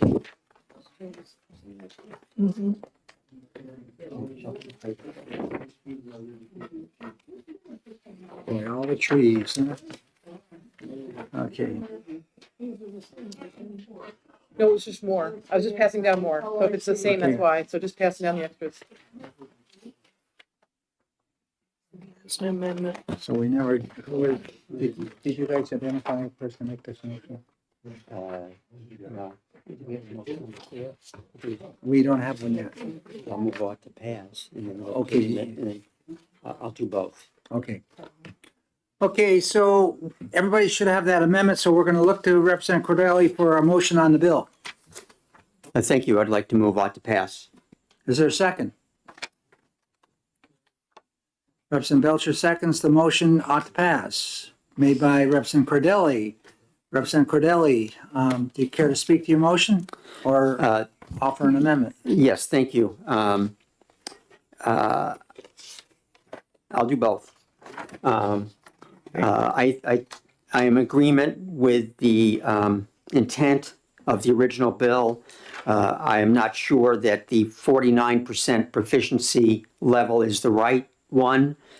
So therefore, I am offering ought to pass on Amendment 0389H.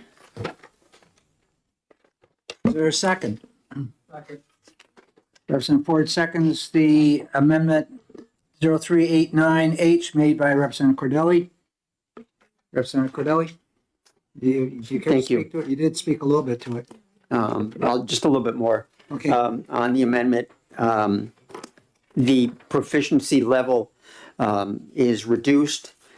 So in order to qualify for an EFA under this legislation, the student would have to be in the bottom 25% of proficiency levels in mathematics, reading, or science. Further discussion? Representative Luno? Sure, thanks very much. So in moving this forward and supporting, in your support of the amendment, would you also support initiatives that would improve the proficiency level in school districts? I've tried to improve reading proficiency levels in schools, yes. Representative Tanner? Yeah, I'm a little bit confused with the bottom 25% proficiency in mathematics. So you have a scale of 1 to 4 on proficiency on the assessment, and number 2 on that is proficiency. So are you talking about, I don't know what you're talking about, whether you're talking about the bottom 25% being in the 4th category, or which is basic, or are you talking about not having at least 25% in the proficiency? If you look at the dashboard, I think on the State Department website, the iPlatform database, you can get a listing of proficiency levels, and so it's broken into the top 25 schools, bottom, and the bottom 25% of schools. So you're talking about 25% of schools, not 25% of proficiency? 25% of schools in terms of their proficiency levels. But I don't know if that's what this says, but that's why it's kind of confusing to me.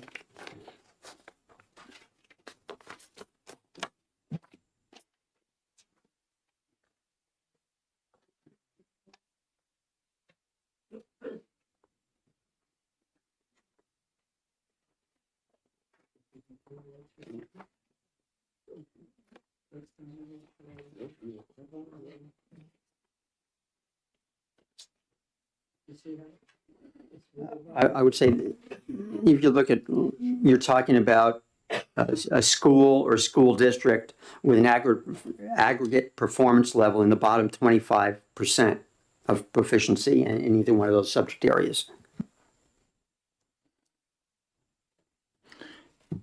Yes, we're not talking strictly the math either. We're talking the whole 9 yards, reading, language, arts, and science. And it's the bottom quartile of terms of proficiency that if a district lays within that, then those students there would be eligible. Representative Cascadden. Just a question as to why we would exclude public charter schools.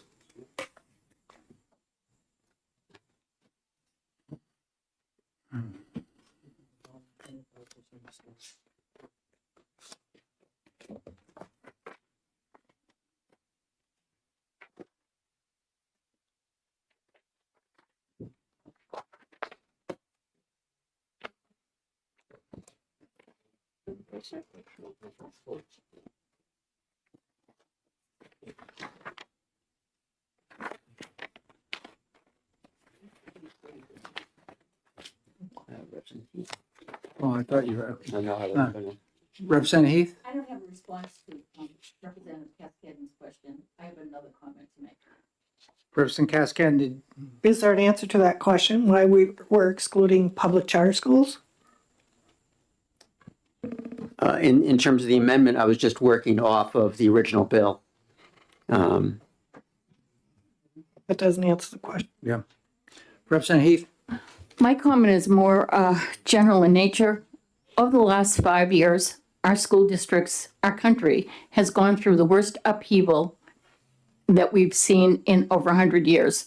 To put a bill in place like this at a time where kids were out of school, we've seen kids leave school, we've seen come back to school, we've seen an increase on mental health issues. There have been the pandemic caused so many different issues for so many reasons. I just don't think this is the time or place. Do I believe we should have equity for all kids? Absolutely.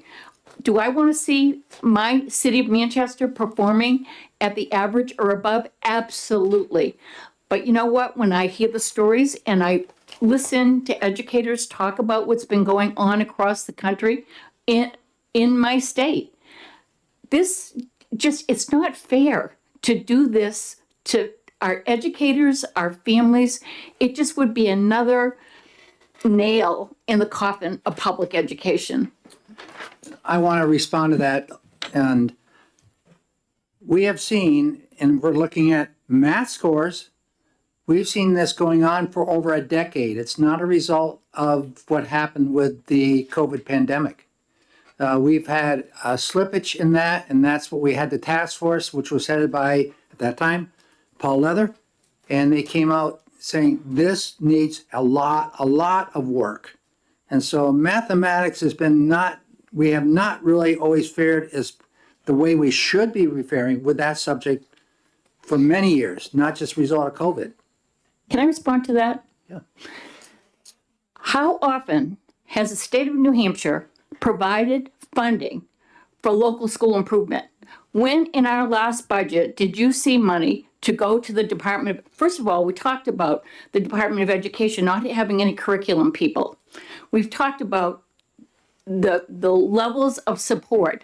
In Title I, yes, there are levels of support coming, but we haven't seen teachers brought together. We haven't talked about these issues. No direct support has been provided. Before we start penalizing, I think we should define some steps that we can provide equitable distribution of our funding sources and help the school districts we have, public schools and public charter schools, to do better in their work. So I think we have a lot of things we can do before all of a sudden saying, well, anybody that scores in the bottom proficiency now can go to a different school district, or we're going to give you an EFA to go someplace else. I'm sorry. I know that this is personal for me because I've been an educator all my life, but what I've experienced and watched over the years, I just can't stand back and not say anything about this, because we have an obligation to the students in our state And I don't think this is a solution by simply sending them someplace else. Thank you very much for listening. Representative Cordelli and then Representative Belcher. Thank you.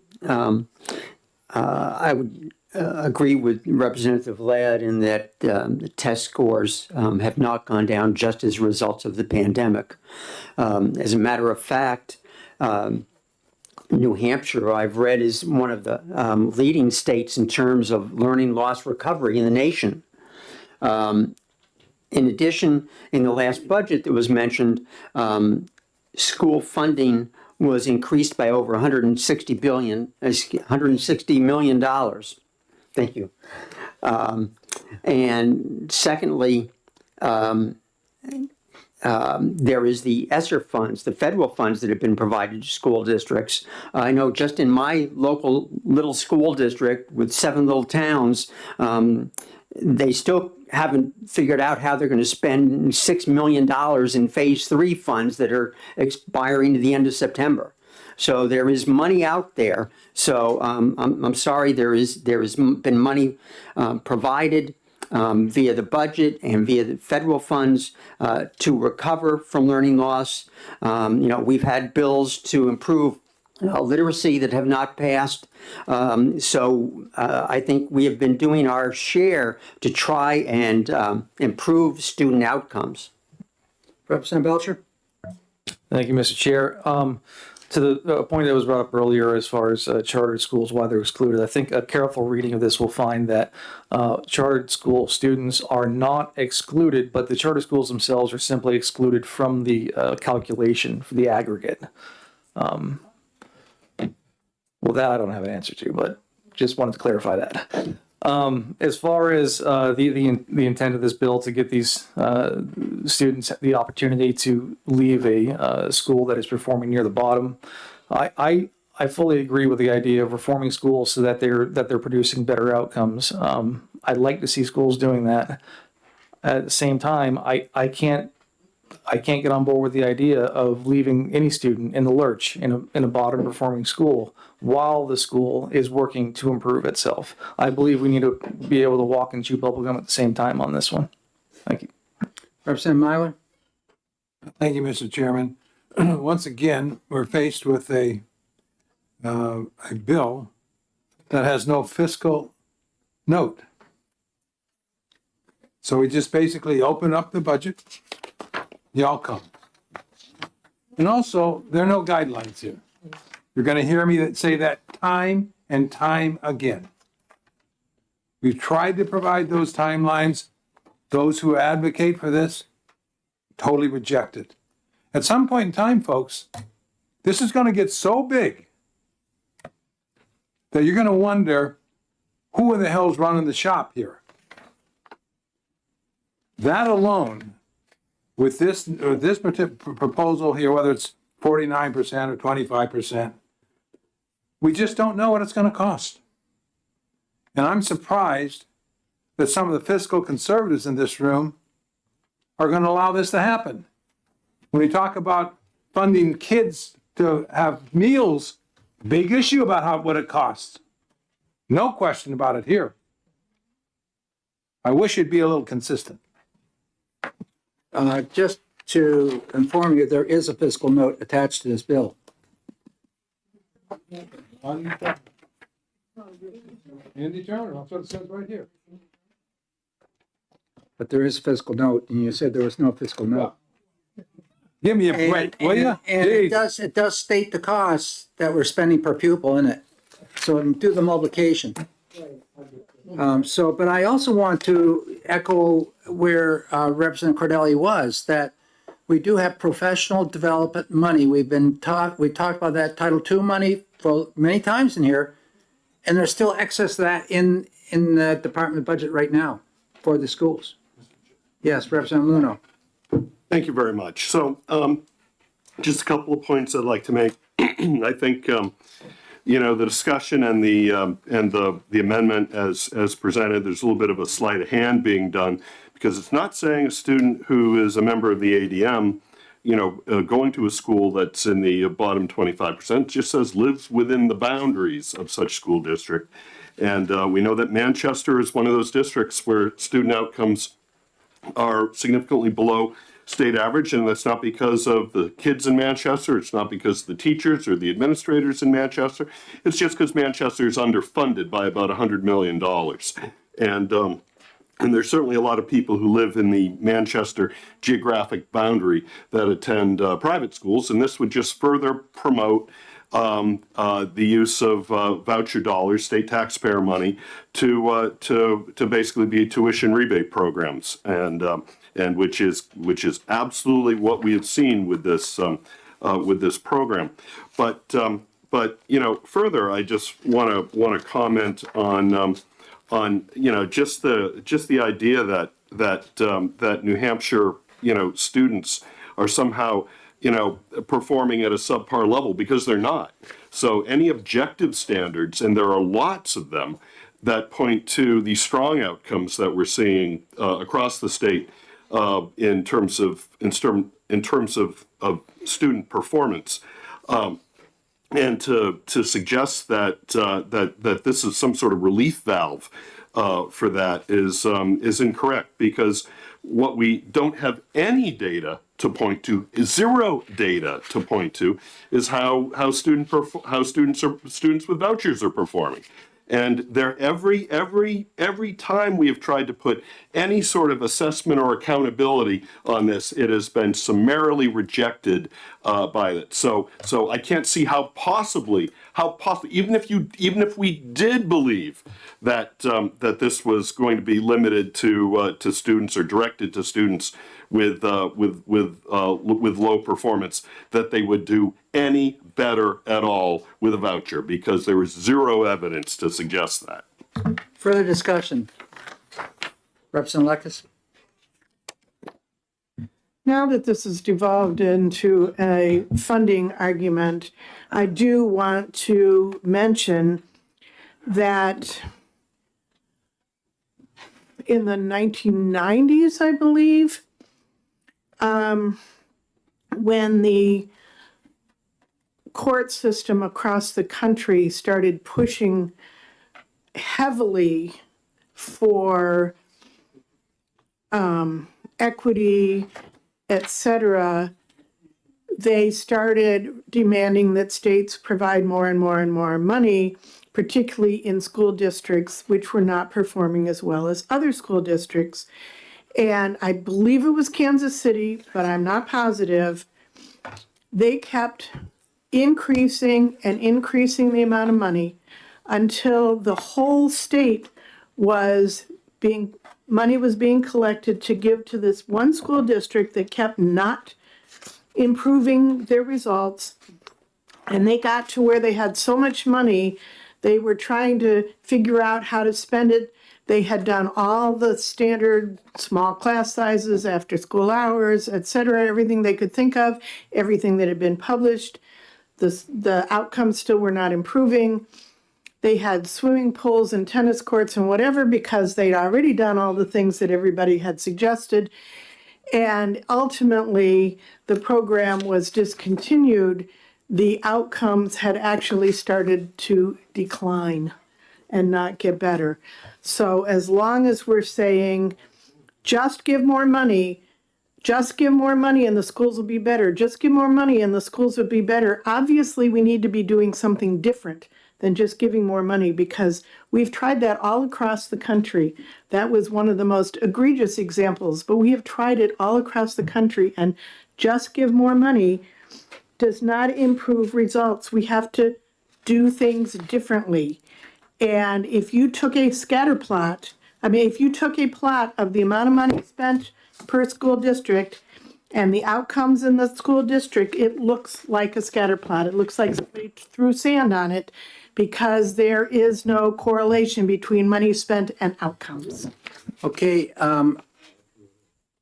we ought to be conscious of our time that we have here, because we're going to get this stuff done today, and I don't want to be here till 5:30. Representative Tanner. I have to disagree with the last statement that Representative Lake has made, because in the Commission on School Funding, there's several charts that will point to that fact. And the other thing is that I believe Kansas was a state that had to close their schools in like March or April because they didn't have enough school funding to make it through the rest of the year. One short comment, Representative Hayes. Mr. Chair. Yep. And my request is that the Department of Education come up with a plan to lead the learning across the state of New Hampshire for the purpose of increasing assessment scores. After that happens, then I would entertain something like, well, probably not, but if we want to be honest. But Do not lie. we have not seen anybody from the state level leading the learning in our local school districts. Thank you very much. I won't talk. Representative Woodcock. Thank you. I'm not going to stop at the top of the funding, but I will talk about I find insulting, candidly, and I couldn't find any other piece of legislation. When I look inside under the short title, and it says reforming negligent schools. I find that insulting to our teachers, to our administrators, to our parents, everyone working in these schools trying to improve student achievement. And I look at the sponsors of the bill, and I'm not surprised. I want you to be very careful when you're pointing arrows there. I'm just telling you the sponsor of the bill and the name. I don't see any of the bills here, Representative Ladd. I could be wrong. I'm a young guy here in this game. I don't see any of the short titles in any bill we've seen in the 6 years I've been here like that. Thank you. Okay, Madam Clerk. Please call the roll. Vice Chairman Cordelli. Yes, adopting the amendment. Yes, on the amendment. Yes. Representative Blackus. Yes. Representative Ford. Yes. Representative Belcher. Yes. Representative Dry. Yes. Representative McDonald. Yes. Representative Noble. Yes. Representative Peternell. Yes. Representative Cortiello, yes. Representative Myler. No. Representative Cornell. No. Representative Tanner. Nope. Representative Luno. No. Representative Heath. Representative Woodcock. No. Representative Hall. No. Representative Alboni. No. Representative Cascadden. No. Representative Damon. No. Chairman Ladd. Yes. 10 yeas, 10 nays. Back to the main motion. The motion was OTP on the bill, 1677. Any further discussion? Madam Clerk, call the roll, please. Vice Chairman Cordelli. Yes. Representative Blackus. Yes. Representative Ford. Yes. Representative Belcher. Yes. Representative Dry. Yes. Representative McDonald. Yes. Representative Noble. Yes. Representative Peternell. Yes. Representative Cortiello, yes. Representative Myler. No. Representative Cornell. No. Representative Tanner. No. Representative Luno. No. Representative Heath. No. Representative Woodcock. No. Representative Hall. No. Representative Balboni. No. Representative Cascadden. No. Representative Damon. Absolutely not. Chairman Ladd. Yes. 10 yeas, 10 nays. I have a motion, Mr. Representative Tanner? I have a motion ITL this bill. So the motion made by Representative Tanner to ITL, second by Representative Myler. Further discussion or just move on? Okay, when you're ready. Vice Chairman Cordelli. No. Representative Blackus. No. Representative Ford. No. Representative Belcher. No. Representative Dry. No. Representative McDonald. No. Representative Noble. Nope. Representative Peternell. No. Representative Cortiello, no. Representative Myler. Representative Cornell. Representative Tanner. Yes. Representative Luno. Representative Heath. Yes. Representative Woodcock. Yes. Representative Hall. Yes. Representative Balboni. Yes. Representative Cascadden. Yes. Representative Damon. Yes. Chairman Ladd. No. 10 yeas, 10 nays. Okay, so Representative Tanner, you write the one report and Representative Cortelli, the other one. Okay, the next bill which we got is 1419. I see an amendment here. Killer. Yes, go ahead and take a 5-minute break. Oh, jeez. I gotta catch up. No.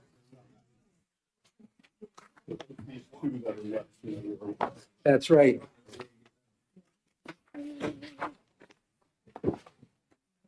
Let's go around. I mean, yeah, they're taking a break. We're taking a break right now.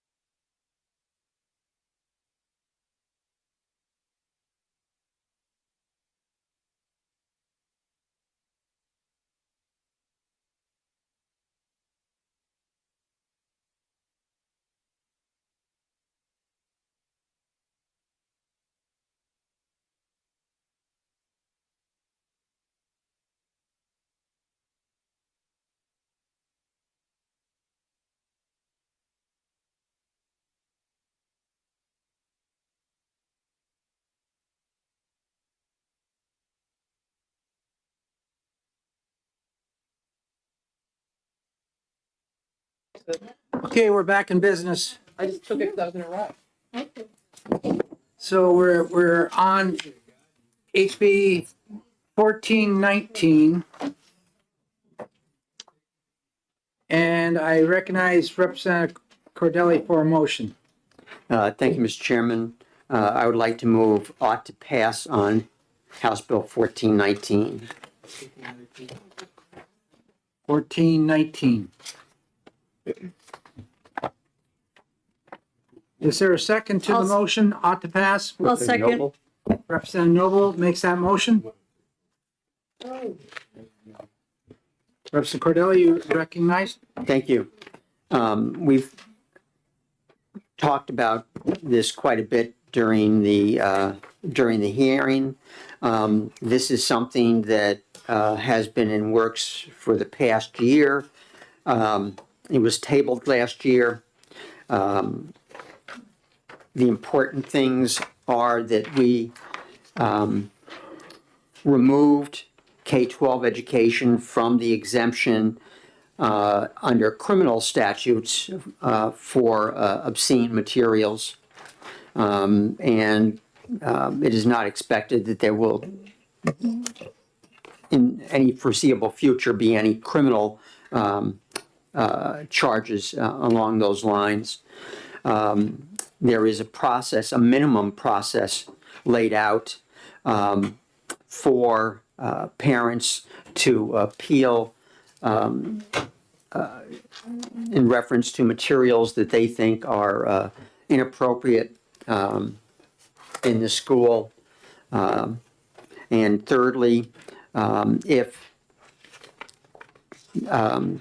the district does say that, or the state board says that materials should be moved or not made available to certain age groups and the school does not do it, then there is a civil complaint process that is included in the bill. And all of this has been worked on with the Attorney General. Definitions and definition of what's harmful to minors was all taken from Supreme Court cases, primarily New York versus Ginsburg. And I think that it's really hopefully there are not many instances where parents will have to go to the schools to complain about materials. I know it has happened in a number of communities in New Hampshire, and I think there has to be remedies available to all parents when this situation occurs. Representative Noble, do you have anything to add to this? Just a little bit. I agree with everything Representative Cordelli said. I think the appeal process is really important for parents.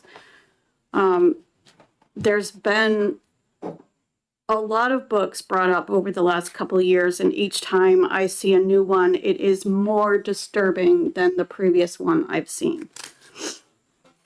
Most of which I couldn't even read here because it puts the New Hampshire House of Representatives YouTube channel at risk. But I'd like to share with you one that doesn't have any naughty words, but is disturbing nonetheless. This is in a book that's called Let's Talk About It. It's in the Concord High School library. And one of the pages says, a great place to research fantasies and kinks safely is on the internet. The online world is also chock-a-block full of pornography. Professionals and amateurs alike sharing their sexy adventures online. But depending on your age and where you found it, porn can also be unethical or illegal to watch, so do your research. Look up interviews with your favorite porn performers, go to the sites they recommend, and pay for your porn. In another illustration, there's one kid that says, sometimes I worry I watch too much porn, you know? Yeah, I know that worry, but there's nothing wrong with enjoying some porn. It's a fun, sugary treat. You know, these are things that we should be discouraging for minors in our public schools. Here's something else that promotes naked selfies. If you're lucky enough to be on the receiving end of a requested dirty picture, don't go sharing or spreading that photo without permission. Before you start sending your naughty masterpieces around the world, take some time to get friendly with photo editing software or apps. Sending or getting a wanted saucy something from a partner can be the highlight of your day. This is not appropriate for minors, and I have yet to find the limit of what people will find unacceptable in our public school libraries. Every time I bring something up, it gets shut down, and I'm a book banner. And that's all I have to say. Further discussion. Representative Cordiello? Thank you, Mr. Chair. Our children are supposed to go to school to learn. What in God's name are they learning from that garbage? Representative Tanner? Thank you. I think we heard just this past week a very thoughtful, well-researched bill that speaks to community values in how to actually go through a process that brings the community together in a reasonable way to address materials that parents feel are unwelcomed in the school library. This bill, on the other hand, slams down a hammer, opens the door to book banning. It removes the obscenity restrictions from the criminal law, because the criminal law talks about community standards. We know that there are groups in culture wars throughout the United States and in New Hampshire that will bring in a folder to a school of a number of books, tens of books, that they want banned out of the library. They haven't even read them. They don't know the context of them.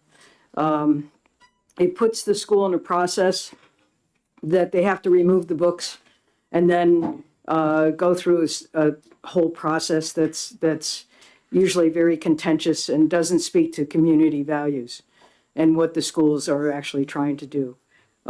Libraries, I think we've heard, are the windows to the world. It's the way kids can explore the world, learn new experiences.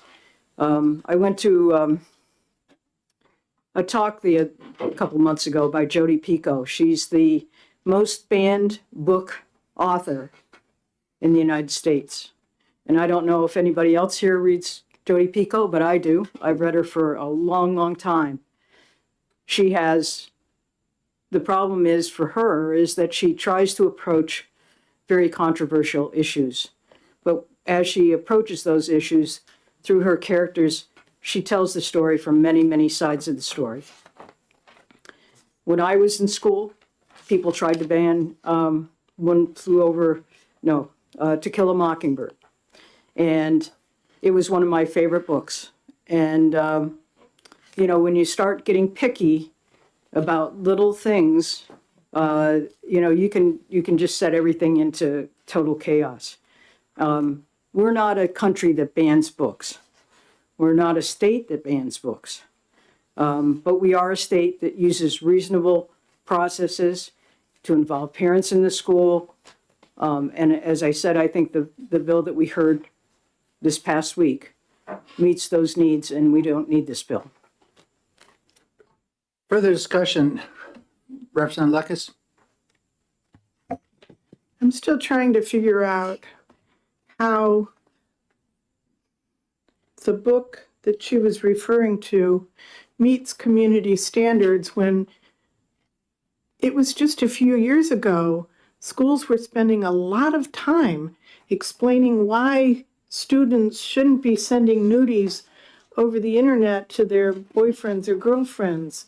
Why, I know numerous couples who have been working for the last 20, 30 or more years dealing with the problems that come from addiction to porn and the effect that that's having on married couples. And I guess I just don't get how our community has come to the point where in this short period of time, we've gone from not sharing nudies to, oh, here's how you do it, and it's a really good thing. And not becoming addicted to porn and all the reasons why not to, oh, this is the best porn that you can watch. Let's do this. How did we get here, and why is this acceptable and in our schools? Further discussion. Representative Balboni? Thank you. I just want to talk a little bit about a personal story. One of the books that's on one of the bans is a book that I presented to my own kids. It's called It's Perfectly Normal. It's a book that talks about sex education for elementary children. And for the life of me, it's perfectly acceptable for me to give that to my children, and that's my choice.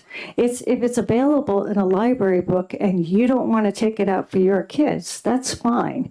But I don't think that we should be in the business of dictating what our school districts do. There are policies in place, and if those districts don't have policies, there's another bill that's coming through that mandates that schools establish those policies.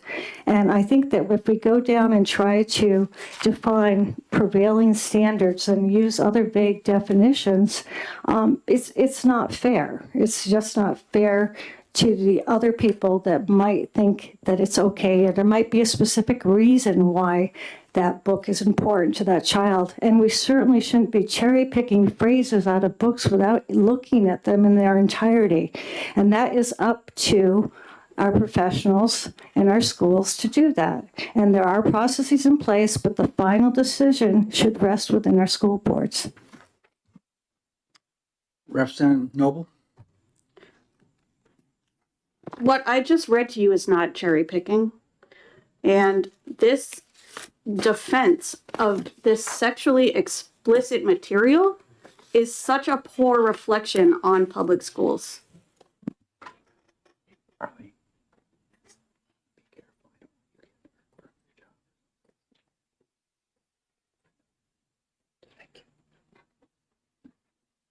Representative Cordelli? Thank you. A couple of things. I agree that libraries can be a window to the world. But the world isn't always a safe place. There is evil in the world also. Certainly you wouldn't say that the internet is a safe place all the time for minors. And in terms of, we heard in the hearing and again today about community standard. Let me just go back to that, because the original case with obscenity was Miller versus California. And in that case, Mr. Miller wanted obscenity defined on a national basis. And let me quote, "The trial court instructed the jury to evaluate the materials by contemporary community standards of California."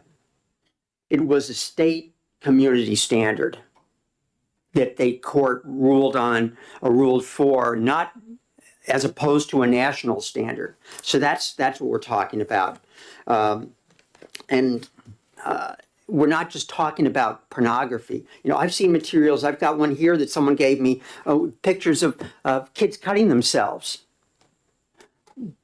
You know, so it's just not pornography. There's other dangerous, I think, materials being made available in some libraries, in some school libraries. We've talked about suicide. How many times have we talked about child suicide and mental health? What are we doing if we're presenting materials to them with information and stories about kids cutting themselves and committing suicide? Are we helping a child in that regard? I don't think so. Representative McDonald? Thank you, Mr. Chair. Moments ago, the concept of local control was brought up, and I'd like to focus on that for a bit. I was approached about this bill by a constituent who is a single father of 2 school-age children within our school district. And our school district does have these policies in place, like many across the state. And a concerned parent approached the school board about a particular book. And the school district was not able to help in that case, despite having these policies on the books. And in this particular incident, would have benefited from a directive from the state. I have shared with you his testimony, both in paper, and he shared it with all of you via email. I'd encourage you to take a look at it. His name is Kevin Gagnon. And on that instance, we love our public schools, and this isn't any way to be condescending towards them or anything negative. Just even schools with these policies in place could benefit from the directive from the state. And that's all I really have to say. Thank you. Thank you very much, Representative Petterno. Then Representative Cascadden. I'm just curious if anybody could point to the specific section of the test that, or this section of the test. I feel like I'm taking a test. The section of this bill that states that books are actually being banned by this proposed legislation. Representative Cordial. Well, thank you. I actually can't answer her question directly because I don't think it's in there, because this is not a bill about book banning. Book banning is being misunderstood. By the definition of how some people think about book banning, any library can only hold a finite number of books. There are selection processes, but it comes to the point where, the only library that possibly wouldn't be accused of book banning would have to have every single book ever published. Book banning, in the hearing, people kept saying book banning, which is kind of a trigger term for me. Because it's so misunderstood. It means nobody can access that book anywhere. You go to jail if you read it. It isn't published. That's book banning. This is just selecting materials, and this bill gives clear guidelines as to what materials would, certainly what Representative Noble read would meet the criteria of the Miller test and those 3 criteria. So no, this bill is not at all about book banning. Representative Cascadden. Thank you, Mr. Chair. Could you explain to me why RSA 571 in the criminal codes, right, exposing minors to harmful materials, and then obscene matter is 650:2. If those laws are on the books, why aren't there charges filed? Or why do we need this policy if it's against the law according to these criminal codes? Can you explain that? Representative Cordelli. Well, in terms of 650, that's the criminal code, and education right now is exempt. Education, period, is exempt from the obscenity statutes. This bill changed it so that K-12 is no longer exempt, but higher education remains exempt from the obscenity statutes, because for the most part, we're talking about adults. Representative Tanner. Just that if a book is banned, if a book is taken out of a library that I use, if it's taken out of a school library where my kid is a student, and I don't have access to that book is banned. And this is all about, banning books is about going through and seeing books that you don't like, or that you don't think is appropriate for other people, just like Representative Balboni said. Why should you be able to ban books from somebody else in the community that unless you have a community consensus? Representative Balboni. Yes, I was just going to point out to Representative Tanner's point, and Representative Peternell asked, where does it say banned?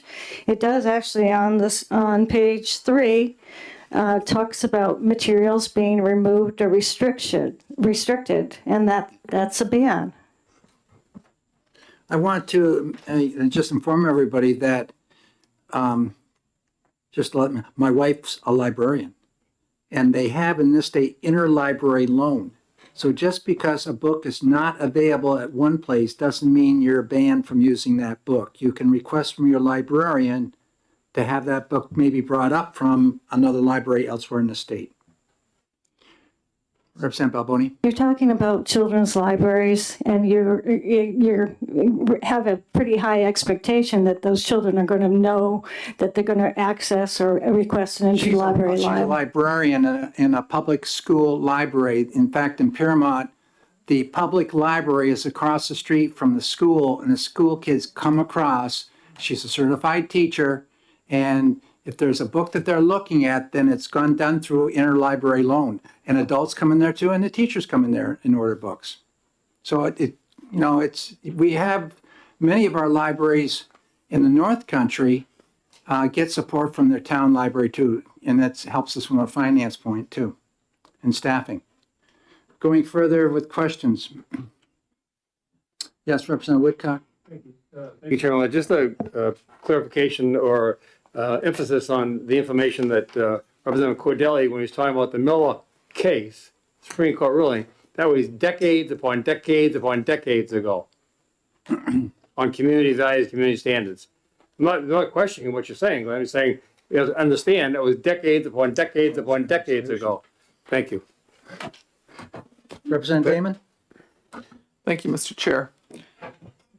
I want to note that it is not only books that would be limited if this bill were to pass. And I would ask people to think about the impact of this on health education and on art education. For an example, I would particularly think some folks might be aware of a famous old painting. If I'm correct, it's from the mid-1600s. It's called The Three Graces.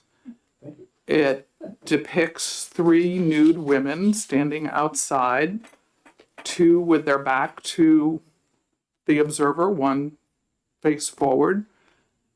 It is one of the most famous paintings in art history, and it is used to show that different sized bodies were respected and appreciated in other times. These are buxom women, is how I would describe them.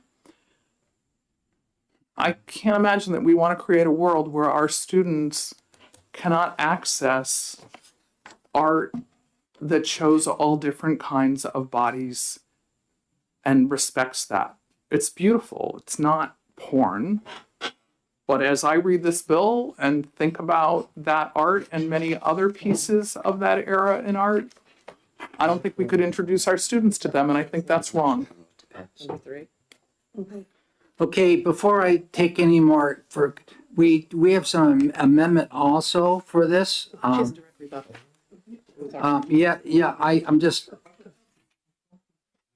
getting a hint where this thing's going. So, Representative Lekis, and then we're going to try to move on here.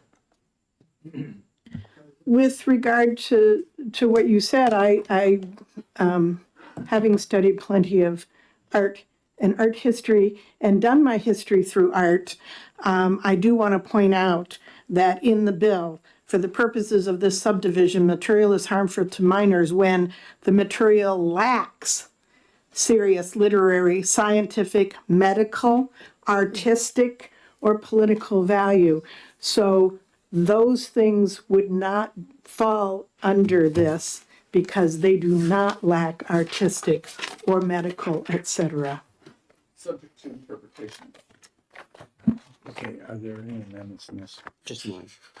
Have you introduced it yet? No. Why don't you go ahead and do that? Thank you, Mr. Chairman. I think maybe we can get to the amendment at this point. Yeah. It is, and I'd like to offer ought to pass on amendment 0391H, which I hope everybody has at this point. So you're putting that forward. Is there a second? I'll second. Representative Noble second that. So we have an amendment before us, 0391H. That's 21419. Presented by Representative Cordelli and second by Representative Noble. Representative Cordelli? Thank you. It's a simple amendment. It modifies page 2 of the original amendment, which had 4 definitions for material that is harmful to minors. 3 were taken from the Miller versus California Supreme Court ruling as to what is harmful to minors. I guess I tried to play Supreme Court justice and added a fourth, which is probably not necessary. I don't think I'd make a very good Supreme Court justice. So it deletes that number 4. It deletes number 4, yeah. Okay. Representative Noble, do you have, as maker the second of the motion? Nothing further, thank you. Is there any further discussion? Madam Clerk, would then you please call the roll on the amendment? Vice Chairman Cordelli? Yes. Representative Lucas? Yes. Representative Ford? Yes. Representative Belcher? Yes. Representative Dry? Yes. Representative McDonald? Yes. Representative Noble? Yes. Representative Peternell? Yes. Representative Cortiello? Yes. Representative Myler? No. Representative Cornell? No. Representative Tanner? Nope. Representative Luno? No. Representative Heath? No. Representative Woodcock? No. Representative Hall? No. Representative Balboni? No. Representative Cascadden? No. Representative Damon? No. Chairman Ladd? Yes. 10 yeas, 10 nays. Okay, we're back to the main motion now, which is ought to pass on the bill, 1419. Any further discussion? Not seeing any. Madam Clerk, would you please call the roll? Vice Chairman Cordelli? Yes. Representative Lucas? Yes. Representative Ford? Yes. Representative Belcher? Yes. Representative Dry? Yes. Representative McDonald? Yes. Representative Noble? Yes. Representative Peternell? Yes. Representative Cortiello? Yes. Representative Myler? No. Representative Cornell? No. Representative Tanner? No. Representative Luno? No. Representative Heath? No. Representative Woodcock? No. Representative Hall? No. Representative Balboni? No. Representative Cascadden? No. Representative Damon? Chairman Ladd? Yes. 10 yeas, 10 nays. Motion. Yes, Representative Myler? Is so, motion made by Representative Myler, second by Representative Damon. ITL is the motion. Further discussion? Vice Chairman Cordelli? No. Representative Lucas? No. Representative Ford? No. Representative Belcher? No. Representative Dry? No. Representative McDonald? No. Representative Noble? No. Representative Peternell? No. Representative Cortiello? No. Representative Myler? Yes. Representative Cornell? Yes. Representative Tanner? Yes. Representative Luno? Yes. Representative Heath? Yes. Representative Woodcock? Representative Hall? Yes. Representative Balboni? Yes. Representative Cascadden? Yes. Representative Damon? Yes. Chairman Ladd? Yeah, No. Good. Okay, I'm sorry. Okay. 10 yeas, 10 nays. Okay, so Representative Balboni's writing that report, and who's doing the Representative Cordelli? Okay. We have another early bill on the docket here. It's 1402. 1402 deals with the high school proficiency exam. So 1402.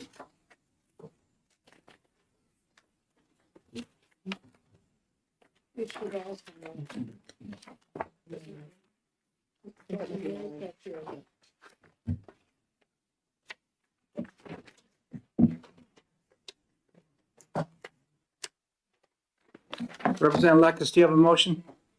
I would like to move OTP on 1402. Is there a second? Okay, we have a motion made by Representative Lucas and second by Representative Dry. Representative Lucas, would you like to speak to your motion? Yes, I would like to introduce an amendment, amendment number 0392H. Is there a second to the amendment? Representative Ford seconds the amendment for 1402, that's 0392, and the motion was made by Representative Lucas. Representative Lucas? Yes, originally the bill had two parts to it, one which allowed a student to stay in the school and continue taking courses that was directed at somebody who wanted to start, like the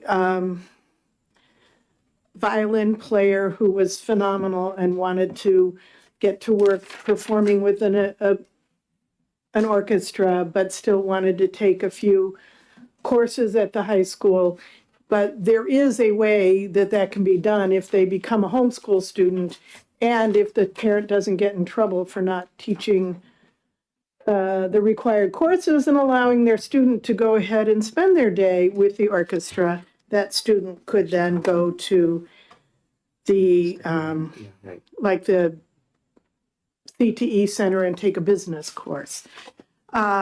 So I took that out, and all this covers is the student who knows the stuff and just wants to be done with school, with high school or school in general, so they can get on with the things that they want to do with their life. Thank you very much. Oh, you're done? Well, no, I was just going to say I found it very interesting when I was in the hallway after introducing this bill, and there were some guys talking who were waiting to testify in another bill, and one of them was like, "Oh my goodness, I would have loved to have this when I was in school so I didn't have to stay in prison." And he used that same term that the guy who came in and testified, who I did not know was going to be there and testify. That is the feeling of a certain portion, whether or not I loved school. I wanted to keep going and going and going. Okay, let's stick to this bill, please. Yep. Further discussion on the amendment? Yes, Representative Woodcock. Thank you, Chairman. Representative Liggins, can you explain about the paying for the exam? First out of the educational trust fund and second for the non-successful student. I don't understand the paying for the exam.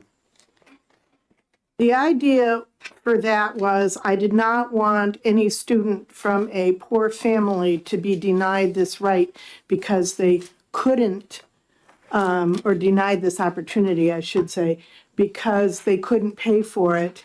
And it will save the state a fair amount of money, $4,000 and some dollars every year, if they do stop going to school. So it seemed reasonable that the state could pay that small amount for the exam. However, I didn't want kids just taking advantage of that, whether they had no hope or chance of passing, and just keep, taking the exam. So the idea was to limit it to the first time, to one time, so that they wouldn't take it unless they were pretty sure they could pass it. Well, Mr. Chair, please. Yes. But I still don't understand the money for the exam. Who's paying whom? How much does it cost? Why would they have to pay for an exam? Because the exam is probably going to be like the high set or the GED. So the And commissioner's gonna do it. All right. I said the commissioner of the Department of Education shall choose. And the commissioner may choose the high set. And the high set does have an age exemption that can be made so that any age could take it. Thank you. Thank you, Mr. Chair. Further discussion, Representative Peternell? Yes, thank you very much.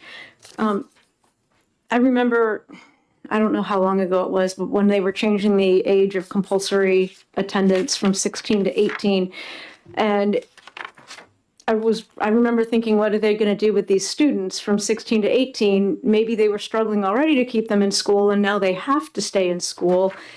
And, no matter what we do for some people, I still think school doesn't always fit everybody. And that man that came in and testified, I went out in the hallway afterwards and I said to him, "Thank you for testifying. You are exactly the person who I thought of when I agreed to co-sponsor this legislation." So even if it only helps one person, I don't expect that a lot of students are actually going to utilize this. But if it gives some struggling students a way out, then I'm in support of this bill. Further discussion? Representative Hall? How young? What's the youngest the kid could be in this? There's no age limit on this one. 5 years old could just say, "I'm not going to school, don't have to go to school." They would have to pass the high test, which is recognized as the high school equivalency, which lots of kids take rather than getting a diploma, like a good portion of the homeschool kids and other kids. All of my kids took GEDs because they left school early. Further discussion? Thank you. Not seeing any, so we have an amendment on before us here. It's for 1402, it's 0392 H. If there's no further discussion, we'll move forward with a vote on that amendment. Vice Chairman Cordelli. Yes. Representative Lekis. Yes. Representative Ford. Yes. Representative Belcher. Yes. Representative Dry. Yes. Representative McDonald. Yes. Representative Noble. Yes. Representative Petronell. Yes. Representative Cortiello, yes. Representative Myler. No. Representative Cornell. No. Representative Tanner. No. Representative Luno. No. Representative Heath. Representative Woodcock. No. Representative Hall. No. Representative Alboni. No. Representative Cascadden. No. Representative Damon. No. Chairman Ladd. Yes. 10 yeas, 10 nays. What was the decision? Yeah, we didn't talk about that. Can we have a caucus? Yeah, that's what we're just discussing up here. There will be a caucus for about 5 minutes here.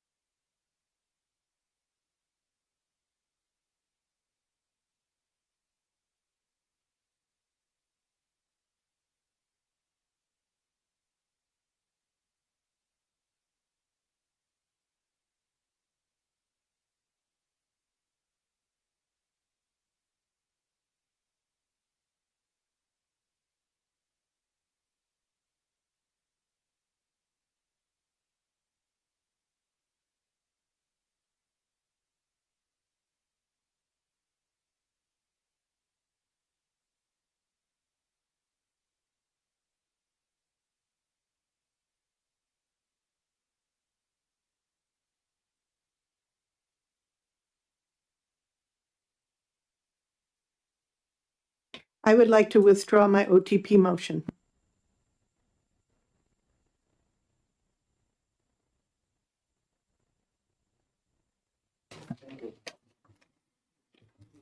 So then that being forward, Representative McDonald, I'd like to recognize you. Thank you, Mr. Chair. At this point in time, I recommend interim study. We're open for discussion. Representative McDonald? Yes, thank you. I know I speak for several members of the committee when I say that this bill as is, although well-intended, I could not vote for. There are several concerns such as the parental consent is not mentioned within this bill. And I believe that that is a mistake, as well as students after taking this test, they are waived from compulsory attendance, but they would still be able to attend school. And there could be problems with that. And to students who are not willing or not requesting to continue school because they'd like to seek higher education, I'd recommend the programs we have in place, such as our dual current enrollment courses. So at this time, I think interim study is a better motion so that this bill could be worked on and perhaps improved. And that's all I have to say. Thank you. Thank you very much. Further discussion? Okay, yes, Representative Myler? Yeah, thank you, Mr. Chair. I appreciate the effort to deal with this bill in an affirmative fashion. Before I vote on interim study, though, I would like to ask former Deputy Commissioner of Education, Mary Heath, to address the issue of what's already available for students who are 16 years or older who want to leave school early. If I may, Mr. Chair, I'd like to have Mary address this. Representative Heath? If Art Ellison were here, he could give you a better detailed summary than I. But it is possible now to gain permission if a student is under the age of 18 and at least 16 to request permission from the Department of Ed to take the GED or equivalent test and attain a diploma. Now, the diploma does not come from the school district. It would be a document saying that they had passed the test and that they have achieved equivalency to high school. Further discussion? Representative Tanner? So one of the main differences in what we see in this bill and what you're saying is that in this bill, they actually get a diploma from the high school that they decide they don't want to go to. Is that correct? Or the state. They could. It just says they may, and if the district says no, then it's from the state. And this, excuse me, and a state has a diploma? The state can do that, yes. Any further discussion? Okay, Madam Clerk, would you please call the roll? The motion is interim study for the bill. Vice Chairman Cordelli? Yes. Representative Lekis? Yes. Representative Ford? Yes. Representative Belcher? Yes. Representative Dry? Yes. Representative McDonald? Yes. Representative Noble? Yes. Representative Peternell? Yes. Representative Cortiello, yes. Representative Myler? Yes. Representative Cornell? Yes. Representative Tanner? Yes. Representative Luno? Yes. Representative Heath? Representative Woodcock? Representative Hall? Yes. Representative Balboni?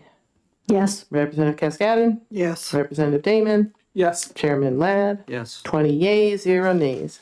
I get to go home in the light tonight, maybe? Consent, right? Pardon me? Is that on consent? Okay, so we have now, I think, addressed all those early bills which we had at top, I hope. Yep. Okay, wonderful. That's our primary goal for today. Is there anything else on there that, down below, I would like to do the ID cards, but for eating disorders, but I don't think we have the amendment for that. Right. Yes. Tell us you're asking it. I think the amendment's not clear that they said renumber, but I think they left a piece off. Oh, Read what I sent and see if I'm misinterpreting, but I don't think the last section is still there. This should not have been sent. Well, we're having, there's a real change going on across the street right now, all new, and there's some bad references Right, here, and we've sent them a few amendments today. unfortunately. If that amendment's not ready, I think we're ready to call it a day. Could we What, do this? 15, 16? Yeah. Sure, let's do that, because I think we can make, Well, let's see what the decision is on the amendment. the eating disorder bill. If not, we'll do 15, 16. We have some folks that have to clear house here around 4 o'clock, so we got about 15 minutes here. Well, if it's not available, let's shoot for 15, 16 right now.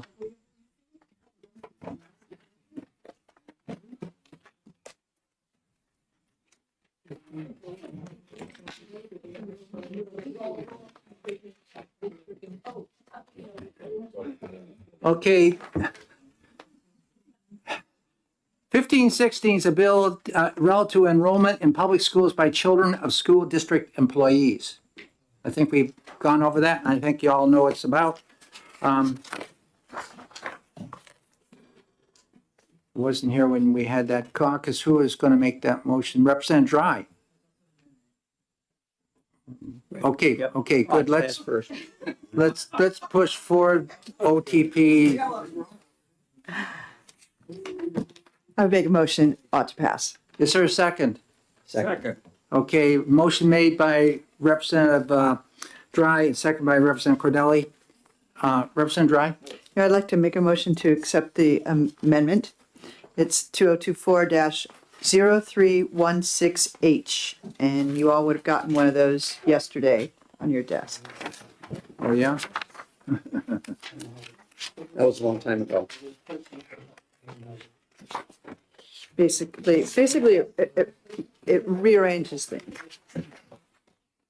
I left all my amendment stuff in the other room. Do you have a copy? Yeah. Can you walk us through the changes in the amendment, please? Yeah, the changes aren't content, it's more of clarification, because a lot of the things, this is in an open enrollment section, and a lot of the steps are the same as open enrollment. So the original bill tried to kind of just insert those there. It made it very unclear whether we were talking about open enrollment or talking about something else.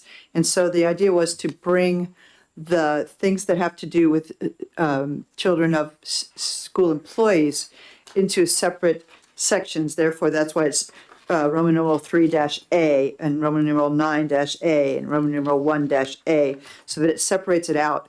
In that chapter of law, there already is a section that's similar to that, that's on military personnel. So it breaks that out of the open enrollment section too. So there's a precedent for doing that. I think this brings it all in line with that chapter of law, the way that it's written. Are there any questions or discussion on that? Yes, Representative Hall? As I look at, for line 17, the cost, if any, will be by payroll deduction. It makes me chuckle because I think our paras in our school district have to pay there's been a situation where they had to pay the school district just to get the health insurance. So I don't think it's coming out of payroll. You know what I mean? Like they didn't make enough money, even it just barely covered their health insurance. That's why it's the or.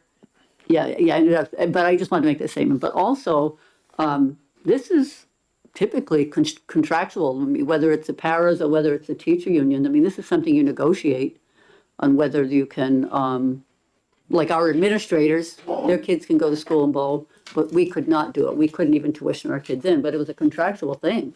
It was negotiated, so that's all. Right, and this evens the playing field throughout the state. Further discussion? From the school board perspective, this may take a negotiated item off the plate. That's just the consequences of that, what it may do. But it also would, though, on the other side of the coin, it certainly help the teacher who has their child left behind in their resident community and they're working next door or down the road a ways, and they're trying to figure out what to do with the child, you know, because they can't get home to get. And where there is a teacher shortage going on, so you're sort of in between places here. Representative Damon. So, just to make sure I'm understanding this, when it says in line 5 that non-resident employees of the school district may enroll their children in the school district, that does not sound to me like the school district is obligated to accept them. Was that, am I reading that right? Reps, try. Actually, what it means is that they can do that, but the school has the option to say, no, there's not adequate space, or we need additional staff or classrooms need to be added. So if there was space and nothing has to be changed, could they still say no? No, they can't. This is the emphasis is on, but it's the impetus is on the side of the parent. Yeah. It's like you don't have to do this. This is enabling legislation. And I just want to say that for recruiting and retention, this would be a nice piece to offer people. And our weather in the last 2 weeks has just only been a good example of why you would love to have families on the same educational schedule if you could possibly do that. Now, I've got another question, and it's kind of just digging down as my mind's going. You're in a K through 6 school, and your school district tuitions these kids for grades 7 through 12 to other receiving districts. How's that going to work in terms of this law right here? I believe, Does the school board have to approve, or? You go to the school that you get into, you get to finish. Yeah. If you, for example, if you go to a school that the school, sending schools has a contract as a receiving school, then they'll obviously pay that tuition. However, if you're going to another district that they don't have a contract with, how's that going to work? That's a really good question. I think that's maybe a matter for the policy of the school, because not every school is going to have that situation or this policy of the district. Well, I'm saying, does the sending school district have to pay that extra $24,000 instead of the $20,000 load for the district that they don't have the contract with?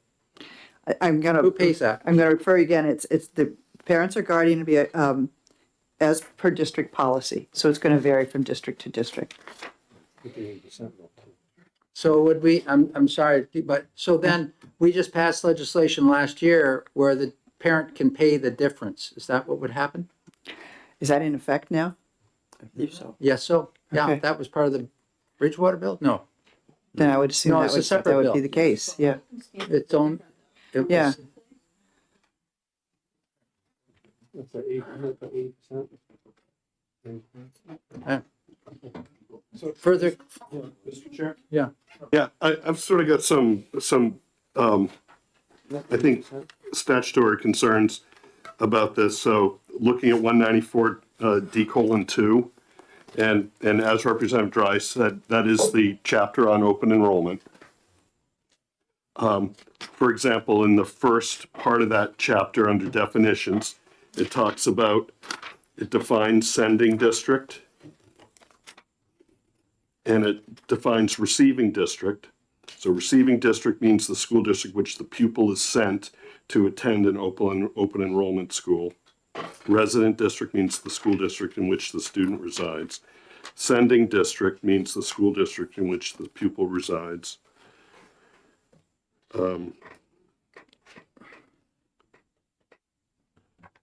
Receiving district means the school district in which the pupil is sent to attend an open enrollment school.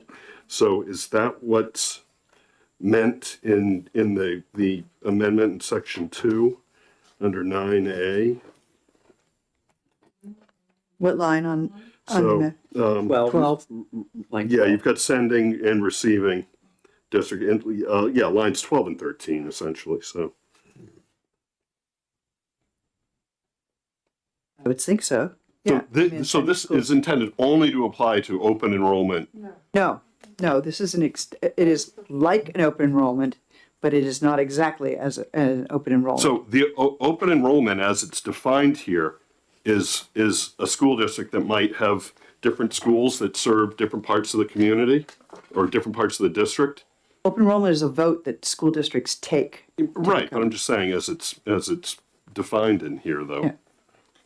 Means any public school, in addition to providing extra service to pupils residing within its attendance area or district, choose to accept pupils from other attendance areas within its district. Oh, and from outside the district.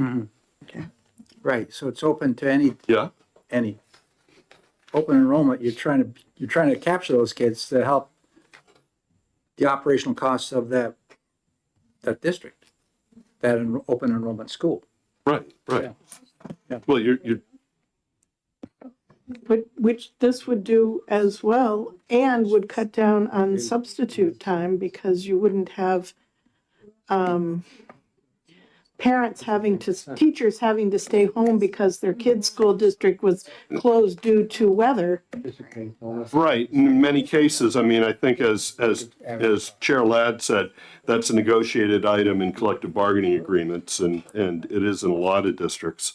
I certainly, I think from the school boards, from my perspective, having been on a school board, I wouldn't want to lose this as a negotiating item. And I don't want to, sort of imply hearsay on the faculty representatives, but in speaking with Mr. Hawkins, he said, no, we're not looking for this. So I'm not quite sure what the interest is behind this. I think it's in a very strange section of the law, despite the breakouts. Could I do a point of order too, please? What's your point of order? If the amendment is 0316H, it's submitted by Representative C from Merrimack 26, who's not on this committee.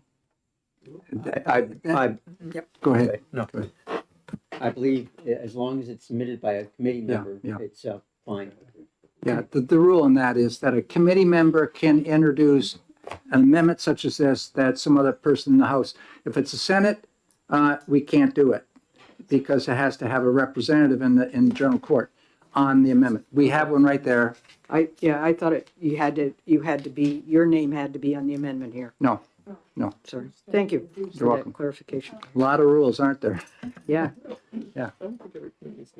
Yes, Representative Keith, your red light's on. Yes, please, just a question. So in a scenario, let's say for instance, I'm a teacher in Bedford and my kids currently go to school in Manchester, but because I'm a teacher in Bedford, I want my kids to be in Bedford with me. So I would pay the tuition at the full 80% of what the average tuition is. I'm just not clear on what is the responsibility of the teacher in terms of cost. And secondly, when I was an assistant superintendent, we often had requests from staff members to have their children go to the school district where they were working. And it was always up to the school board to decide. And in most circumstances, the school board did not approve unless the family was willing to pay the full tuition amount, the full cost of what it would cost for the child to go there. So I guess that's a whole bunch of questions. It's a very complex issue when you start mixing kids and employees and who makes the ultimate decisions, and are we forced to, and the contractual issues. So it's just, there's a lot, I think. Representative Dry, you've had your hand up. Thank you. I think that's why we put it under school district policy, because so many districts are there. Remember, this is enabling legislation. If this is onerous for a family, they just don't have to take that policy. And to address Representative Luno, I'd like to show you on page 637 in D:2, and it's Roman numeral 11. This is about military connected students. And it goes on to say, this is to define them as children of full-time active duty military personnel. And it says they shall be eligible for admission to the school district of their choice. It doesn't give anything about open enrollment. It doesn't give anything about that all, just defines what a military person is. And that's why we felt that this was a place to put another exception to students who are children of staff and teachers in a school district. Just to respond to that, Mr. Chair. So, you know, I'm not suggesting that the statutes are perfect in any way, but I don't think continuing to misplace language or you know, or perpetuate that style is necessarily a good thing for clarity. You know, but I would offer that first I want to respond that it's not enabling legislation, something that enables a district to do something. This actually requires the district to comply. So it's the opposite of enabling legislation. Yes, it's the choice of the family to whether or not they want to send their student to that, have that student go to the district that the staff member, faculty or staff member is at, but this isn't enabling legislation. The district has to comply with that. Secondly, and it occurred to me that there could be some, you know, impact with respect to NHIAA and interscholastic athletics, because there are situations where students who live in one district want to play ball, let's say, in another district, and so it's been made clear that even though some districts do tuition in students, that you can't do so based on simply an athletic interest in that. And I don't know what the law is on that, but you know, I remember hearing about this years and years ago. Right. So now this would allow a family member to take employment at such a district and bring their child along, possibly for an athletic interest, as opposed to something that was approved by the voters in a collective bargaining agreement or something like that. So I have a lot of concerns about this language. Representative Damon? Thank you. So I have a question. There are school districts that I guess would be open enrollment schools that they do take in tuition students, for instance, Sunapee, but they interview and select who they will take in. So if I'm a Sunapee teacher and I live in Newport and I want my child to go to school in Sunapee, assuming that there is space, don't need additional staff in classrooms, as the amendment says, what happens with that interview process? Can Sunapee or whatever similar district still pick and choose who can go? Or if you're the child of an employee, are you automatically in? That's a real issue too. That's over in Sunapee, has that strange agreement where they're going to choose which kids come in from your neck of the woods. Leominster, Goshen. Yeah. Leominster, Goshen, Croydon, anywhere. And actually, but it's not unique anymore. Newport's adopted the same thing. Well, only because the anchor school is Newport.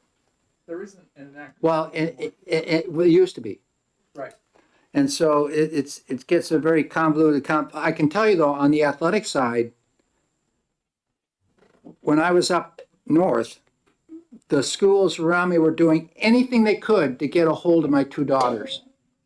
One was the state champion in indoor and outdoor track up there. They all wanted that, and the other one was Bass point guard. They wanted her. So and I refused to go. But the thing is that this is an issue, and we've had it occur with hockey and things like that. They load up one school, and and principals are pretty smart at that. You know, you look around, I want the winning team, and you can get it very quickly, just like that. But NHIAA's tried to clamp down on that, but the way it used to be, it was a wide open turf. Representative Woodcock. You have to sit out like Kathy. Thank you, Chairman. I have one comment and one question.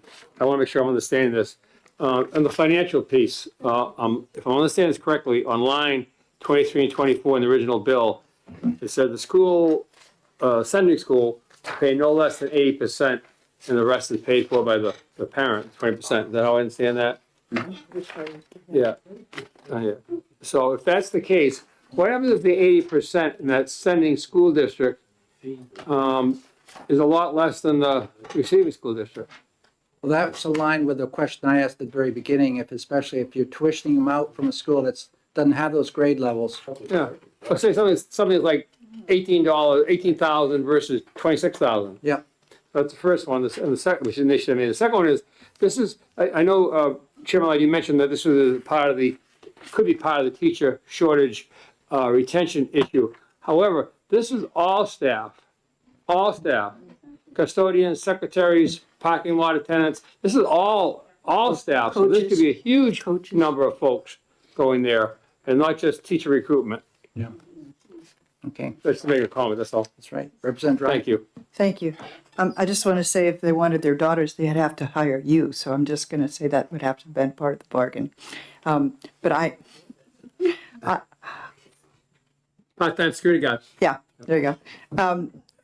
This works in other parts of the state. I mean, it's working in Conval. It's working in other places. They get around this tuition thing. They get around this. If it's a bargaining chip, it's because it works in places. And I just want to see it work in the rest of the state. There are ways around it. I know that they're working on it. Otherwise, it wouldn't exist.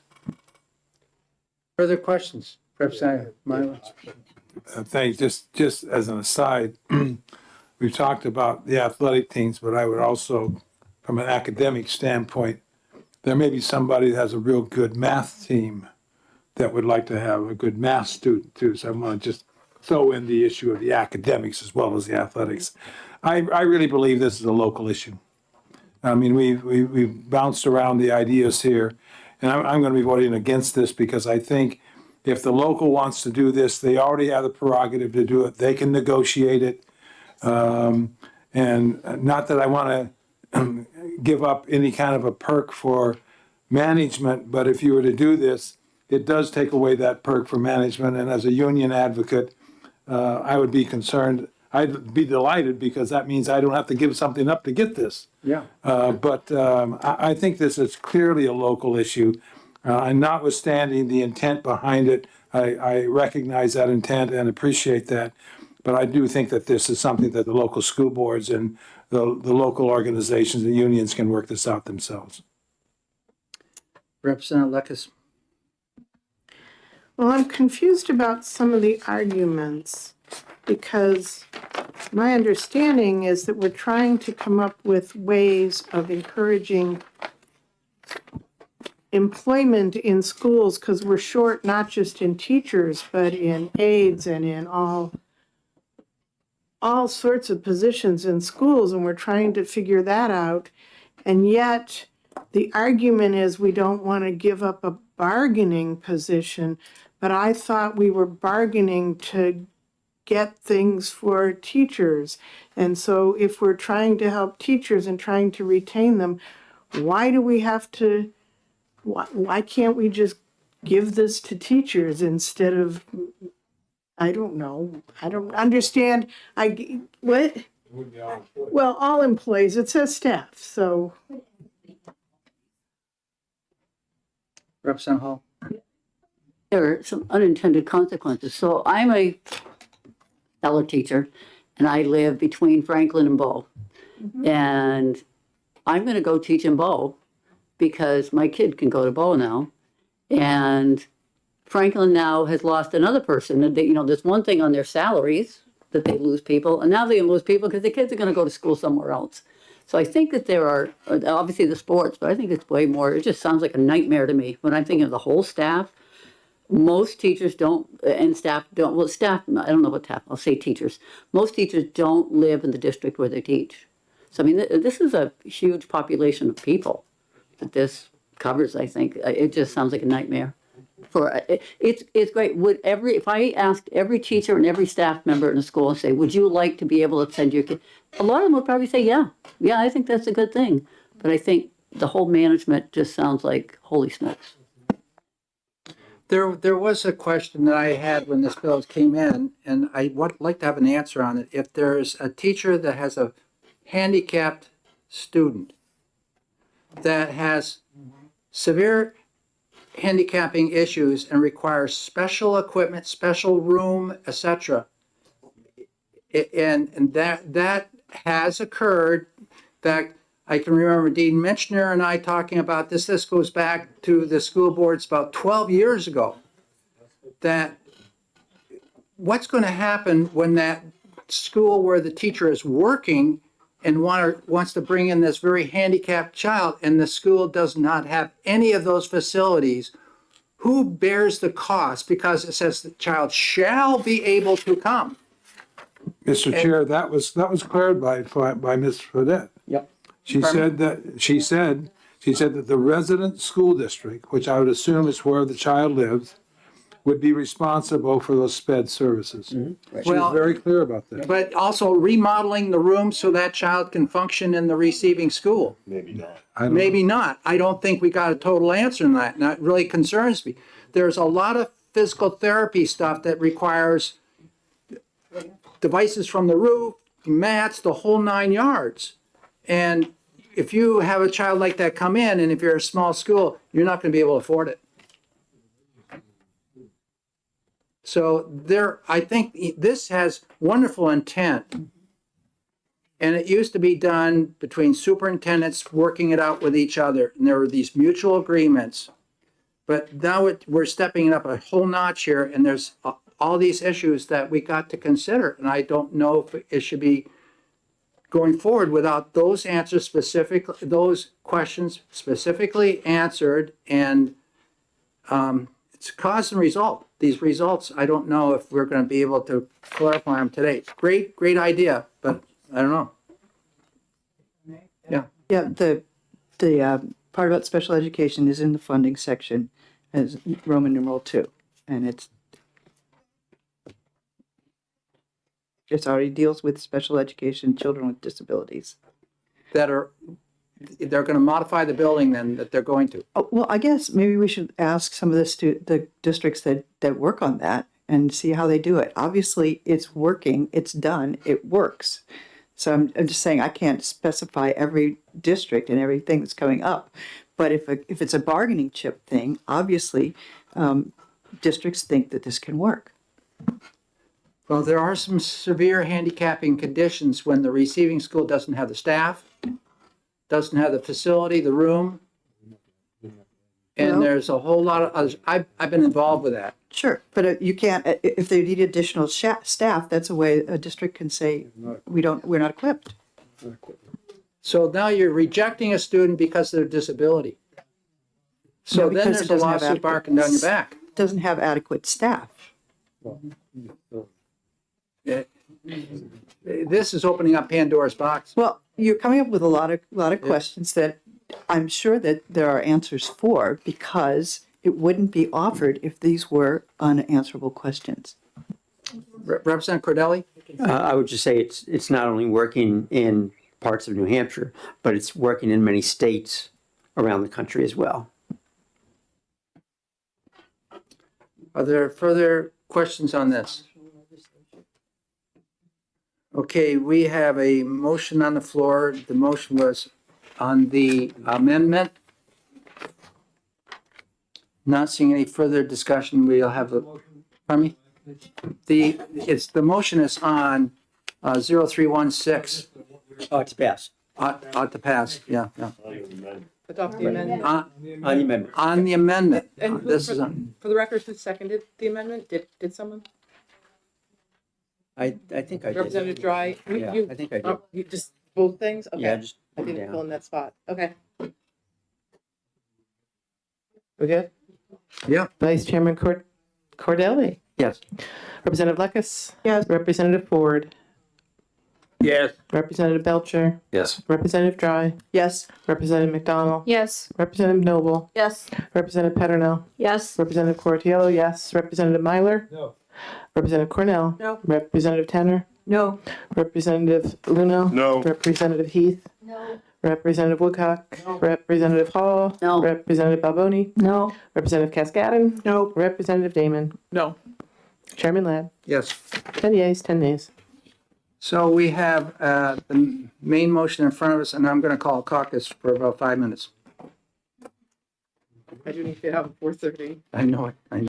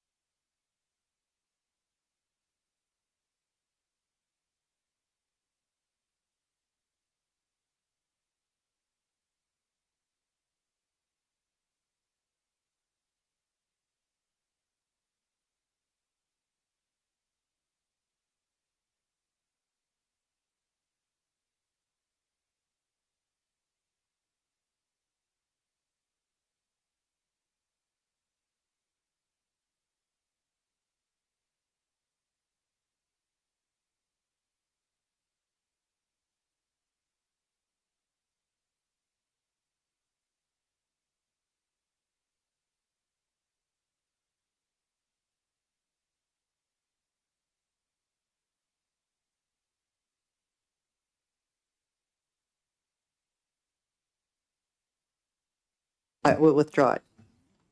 The second agreed for Mrs. Flynn.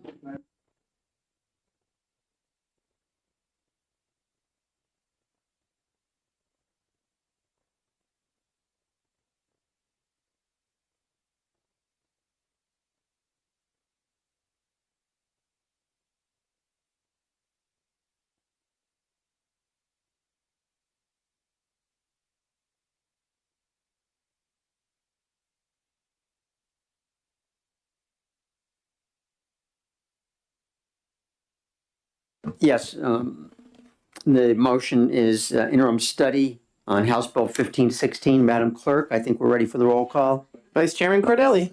Yes. Representative Blackus. Yes. Representative Ford.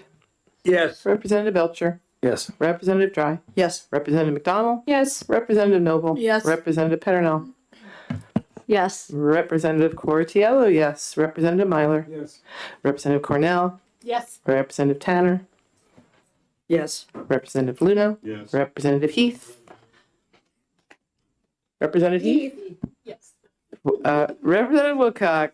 Yes. Representative Hall. Yes. Representative Balboni. Yes. Representative Cascadden. Yes. Representative Damon. Chairman Ladd. 20 yeas, 0 nays.